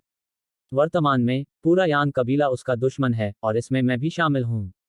यदि आपने उसके बारे में जानकारी पढ़ी है तो आप समझ जाएंगे कि जब वह निर्दयता से काम करता है तो वह वास्तव में सभी संबंधों की अवहेलना करता है। उसने इस बिंदु तक बोलते हुए नीचे देखा, सबसे भयानक बात यह है कि उसने यांग कबीले के संसाधनों और रक्तरेखा पर भरोसा किए बिना ऐसी उपलब्धियां हासिल की हैं। जब उसने बोलना समाप्त किया तो उसकी आंखों में चिंता की एक झलक दिखाई दी। Sprite palace, sprite hall. इस समय सभी स्प्राइट राजा यहाँ इकट्ठे हुए थे। उनके अलावा स्ट्रोई, किन और स्काई डेविल बीस्ट भी यहाँ थे। इस समय उन सभी को पता था कि लिटिल स्काई के साथ क्या हुआ था। यांग ये बहुत देर तक चुप रहा, फिर उसने कहा, मैं उसे बचा लूंगा, मैं इसकी गारंटी देता हूँ।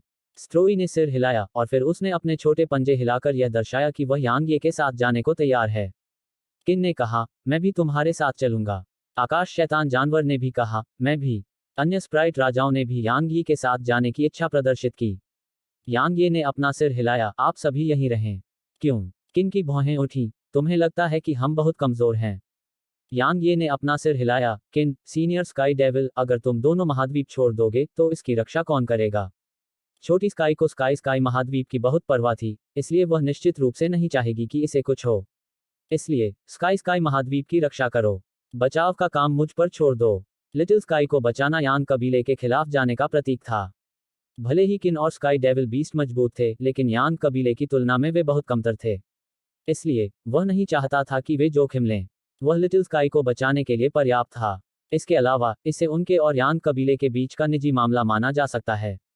किन एक पल के लिए चुप हो गया और बोला, लेकिन मैं अभी भी जाना चाहता हूँ। यांग ये ने धीरे से कहा, किन, लिटिल स्काई अब यहाँ नहीं है। अगर तुम दोनों ठीक नहीं होगे तो अगर कोई आक्रमण करेगा तो महाद्वीप क्या करेगा? क्या होगा अगर स्काई महाद्वीप के साधक लिटिल स्काई और अन्य के खिलाफ कार्रवाई करने की कोशिश करेंगे?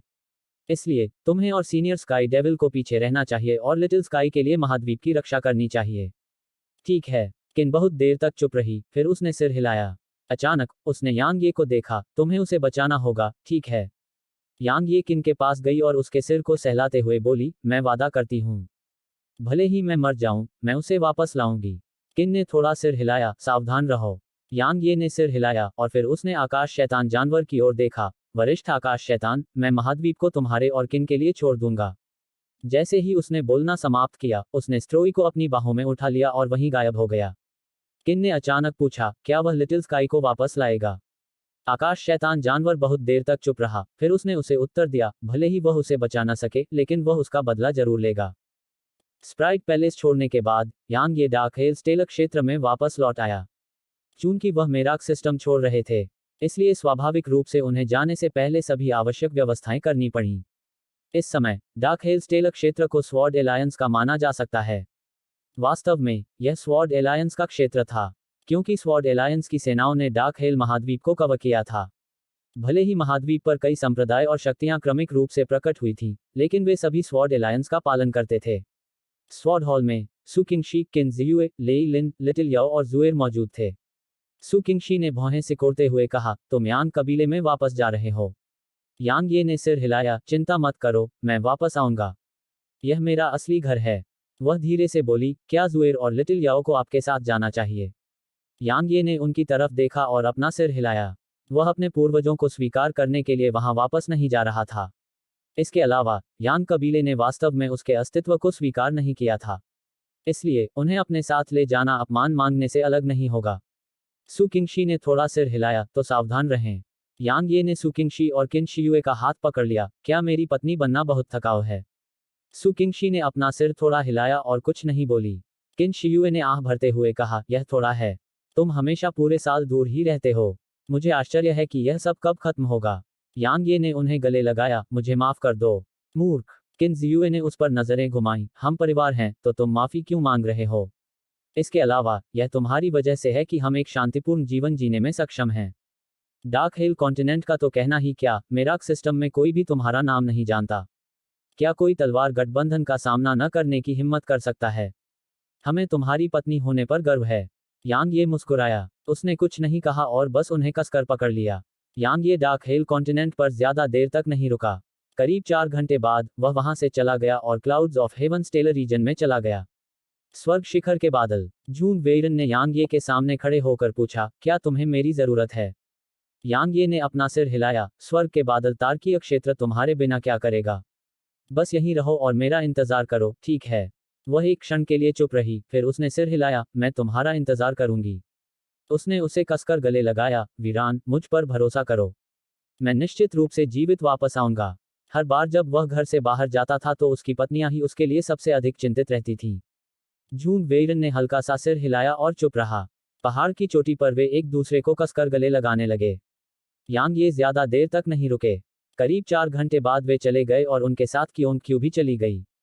स्वर्ग के बादलों के तारकीय क्षेत्र के बाहर तारों भरे आकाश में कियोन क्वी ने पूछा, आप आकाशगंगा प्रणाली जा रहे हैं? यांग ये ने सिर हिलाया और जवाब दिया, क्या आपने वहां के यांग कबीले के बारे में सुना है? अब जाकर उसे याद आया कि कियोन क्यू भी मिल्की वे सिस्टम से था। कियोन क्यू ने अपना सिर हिलाया। यांग ये ने भौहें सिकोड़ते हुए कहा, यह असंभव है। आपने यांग कबीले के बारे में कैसे नहीं सुना? कियोन क्यू ने सवाल करते हुए जवाब दिया, क्या यांग कबीला बहुत महान है? यांग ये ने धीमी आवाज में कहा, मैंने सुना है कि उनके पास 25 बड़ी दुनियाएं और हजारों मध्य दुनियाएं हैं।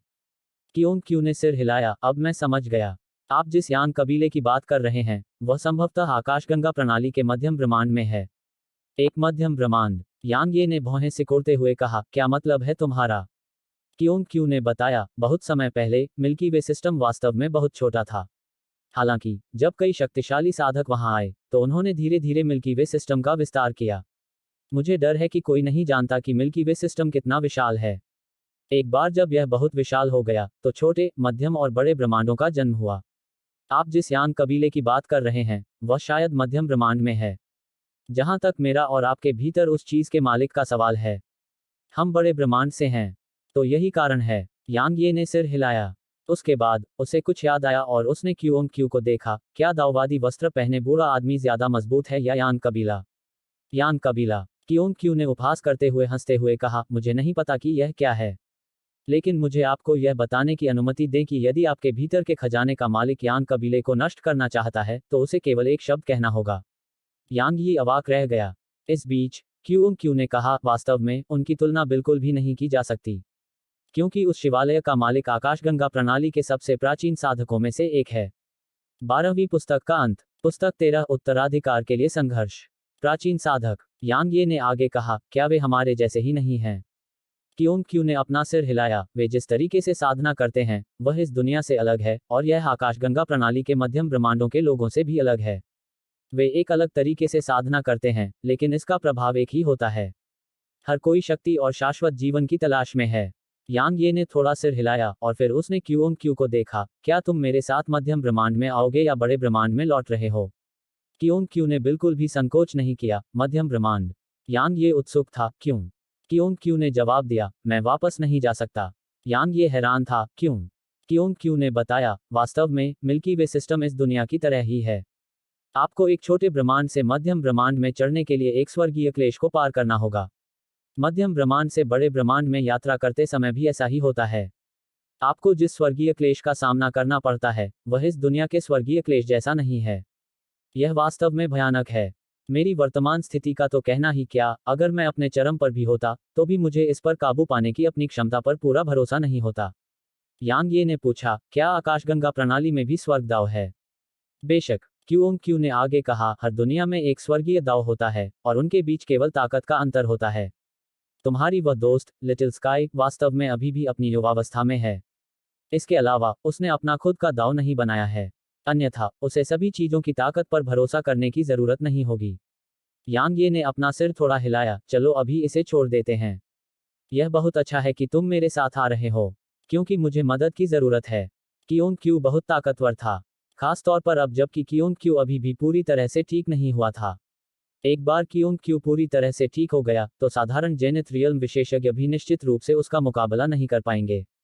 कियोंग क्यू ने सिर हिलाया, मुझे अपने उस शिवालय में आने दो। मैं इस तरह जल्दी ठीक हो जाऊंगा।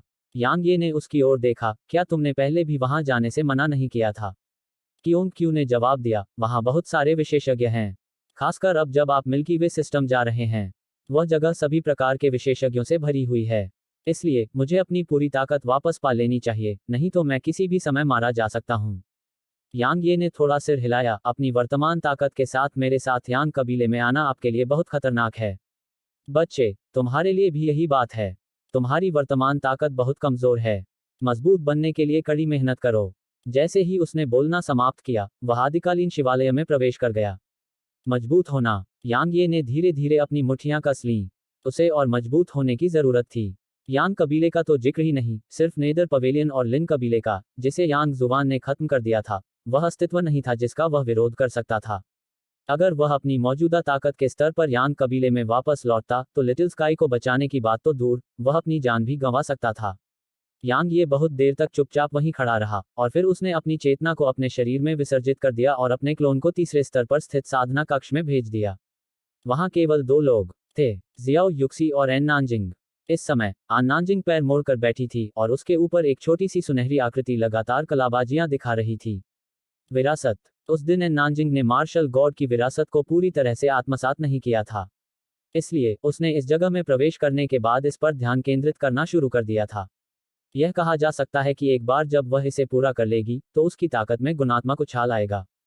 जहां तक जियाओ युक्सी की बात है, वह भी साधना कर रही थी। यांग ये ने उन्हें परेशान नहीं किया और आदिकालीन शिवालय से चला गया। वह भी इस जगह से जाने का इरादा ही कर रहा था कि उसके सामने का स्थान कांप उठा, और फिर यांग जुबान उसके सामने प्रकट हुआ। यांग जुबान ने पूछा, क्या अब हम चलें? यांग ये ने अपना सिर हिलाया, मेरे पास अभी भी एक जगह है जहां मैं जाना चाहता हूं। यांग जुबान ने पूछा, कहाँ? यांग ये ने आसमान की ओर देखा, nether pavilion. Nether pavilion system में स्थित था, और यह सिस्टम नेदर पवेलियन का था। नेदर पवेलियन के मालिक के इतने साल पहले गायब हो जाने के बाद नेदर पवेलियन सिस्टम अलग हो गया था। लेकिन एक बार जब नया पवेलियन मालिक प्रकट हुआ, तो यह एक बार फिर से एकजुट हो गया। एक दिन बाद, यांग ये नेदर पवेलियन सिस्टम पर पहुंचे। यहां पहुंचने के बाद, उसे आखिरकार समझ में आ गया कि नेदर पवेलियन ने मेराक सिस्टम पर आक्रमण क्यों किया। क्योंकि यहाँ की आध्यात्मिक ऊर्जा वास्तव में बहुत कम थी, और यह मेराक सिस्टम से थोड़ी ही कमतर नहीं थी। यह कहा जा सकता है कि यहाँ की आध्यात्मिक ऊर्जा को पूरी तरह से सूखने में अधिकतम 100 साल लगेंगे, और फिर यह एक मृत ब्रह्मांड बन जाएगा। नीदर मंडप। यांग ये अपने आप ही नेदर पवेलियन में चले गए। यह नेदर पवेलियन स्काई कॉन्टिनेंट पर मौजूद पवेलियन जैसा नहीं था। यह असली नेदर पवेलियन था। यह पवेलियन लगभग 5000 किलोमीटर लंबा था, और इसे एक पहाड़ पर बनाया गया था जो आसमान में 100 किलोमीटर से भी ज्यादा ऊंचा था।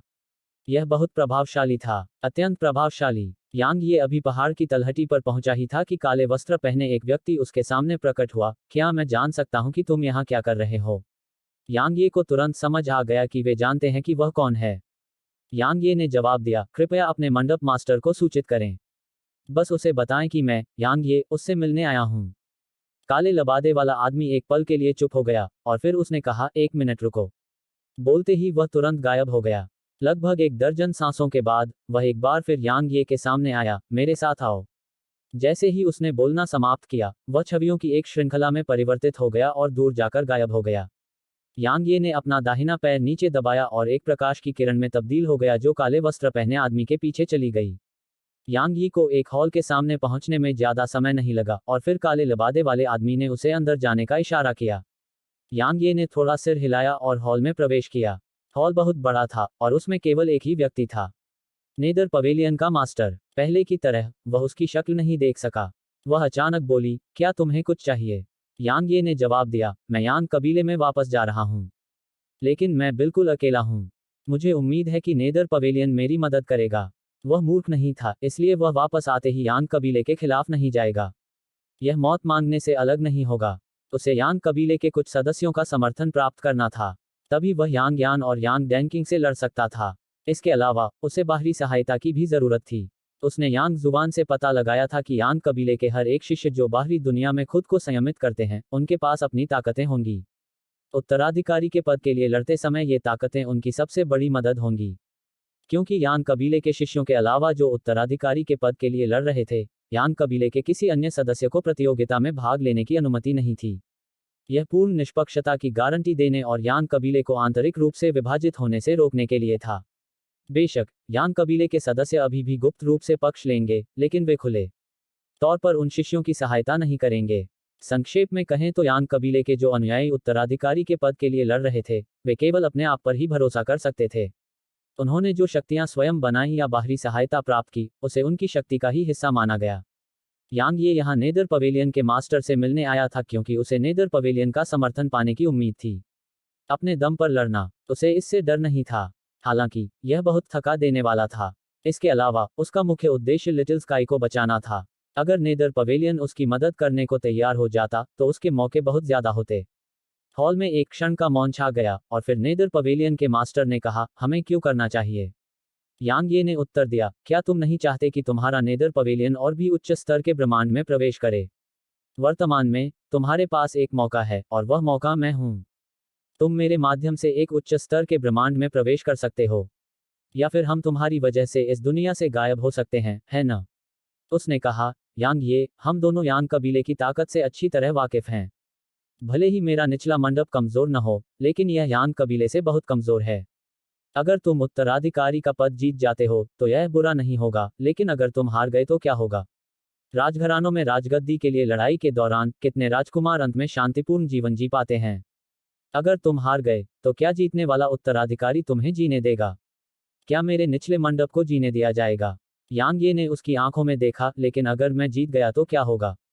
अगर मैं यांग कबीले का उत्तराधिकारी बन गया तो तुम्हारा नेदर पवेलियन तुरंत मिल्की वे सिस्टम में प्रवेश करने और यहां तक कि वहां जाने में सक्षम हो जाएगा। उस समय तुम्हारे नेदर पवेलियन के कई विशेषज्ञ यांग कबीले की मदद से जीनित दायरे को प्राप्त करने में सक्षम होंगे, है ना? उसने एक सवाल के साथ जवाब दिया, आपको क्यों लगता है कि आप जीत सकते हैं? यांग ये ने भी सवाल करते हुए जवाब दिया, आपको ऐसा क्यों लगता है कि मैं ऐसा नहीं कर सकती? वह एक कदम आगे बढ़ी, तुम्हें ही मुझे मनाना है। मुझे खुद को मनाने की कोशिश नहीं करनी है, समझे? यांग ये थोड़ी देर के लिए चुप हो गई और बोली, मैं जो भी कहूं वह महत्वपूर्ण नहीं है। महत्वपूर्ण बात यह है कि क्या तुम मुझ पर विश्वास करते हो, है ना? नेदर पवेलियन के मास्टर को अपनी ताकत और यहां तक उसके पास मौजूद हर चीज के बारे में पता होना चाहिए। इसलिए उसके द्वारा कही गई किसी भी बात से कोई फर्क नहीं पड़ेगा। महत्वपूर्ण बात यह थी कि क्या वह उस पर विश्वास करती है। अगर वह करती है तो उसे कुछ भी कहने की जरूरत नहीं है और वह उसके साथ मिलकर काम करना चुन लेगी, लेकिन अगर वह उस पर विश्वास नहीं करती और उसे लगता है कि वह कभी सफल नहीं हो पाएगा, तो इससे कोई फर्क नहीं पड़ेगा चाहे वह खुद को साबित करने की कितनी भी कोशिश करे। हॉल में सन्नाटा छा गया। लगभग 15 मिनट बाद उन्होंने कहा, मुझे आशा है कि हमारा सहयोग सुखद रहेगा। यांग ये ने उसे देखा, थोड़ी देर चुप रही और बोली, वैसे ही। जैसे ही उसने बोलना समाप्त किया, वह पलटकर चला गया। उसके जाने के बाद फैन यिन्यू अचानक नेदर पवेलियन के मास्टर के पास आ गई। उसने बाहर निकलने की दिशा में देखा और कहा, क्या तुम्हें उस पर भरोसा है? नेदर पवेलियन के मास्टर ने अपना सिर हिलाया। भले ही उसकी प्राकृतिक प्रतिभा खराब नहीं है, लेकिन यह संभवतः यांग कबीले में सर्वश्रेष्ठ नहीं है। मैं समझता हूँ। फैन यिन्यू ने सिर हिलाया, जैसा कि उन्होंने कहा, यह हमारे लिए एक मौका है। एक उच्च स्तरीय ब्रह्मांड में प्रवेश करने का मौका। ऐसा मौका इतना बड़ा जुआ खेलने लायक है। नेदर पवेलियन के मास्टर ने सिर हिलाया, वास्तव में। हालांकि मैं उसके चरित्र के कारण सहमत हुआ। वह वफादार है। जब तक हम उसे धोखा नहीं देंगे, वह निश्चित रूप से हमें धोखा नहीं देगा। वास्तव में फैन यिन्यू ने आगे कहा, वह हमेशा एक साफ विवेक बनाए रखने की कोशिश करता है।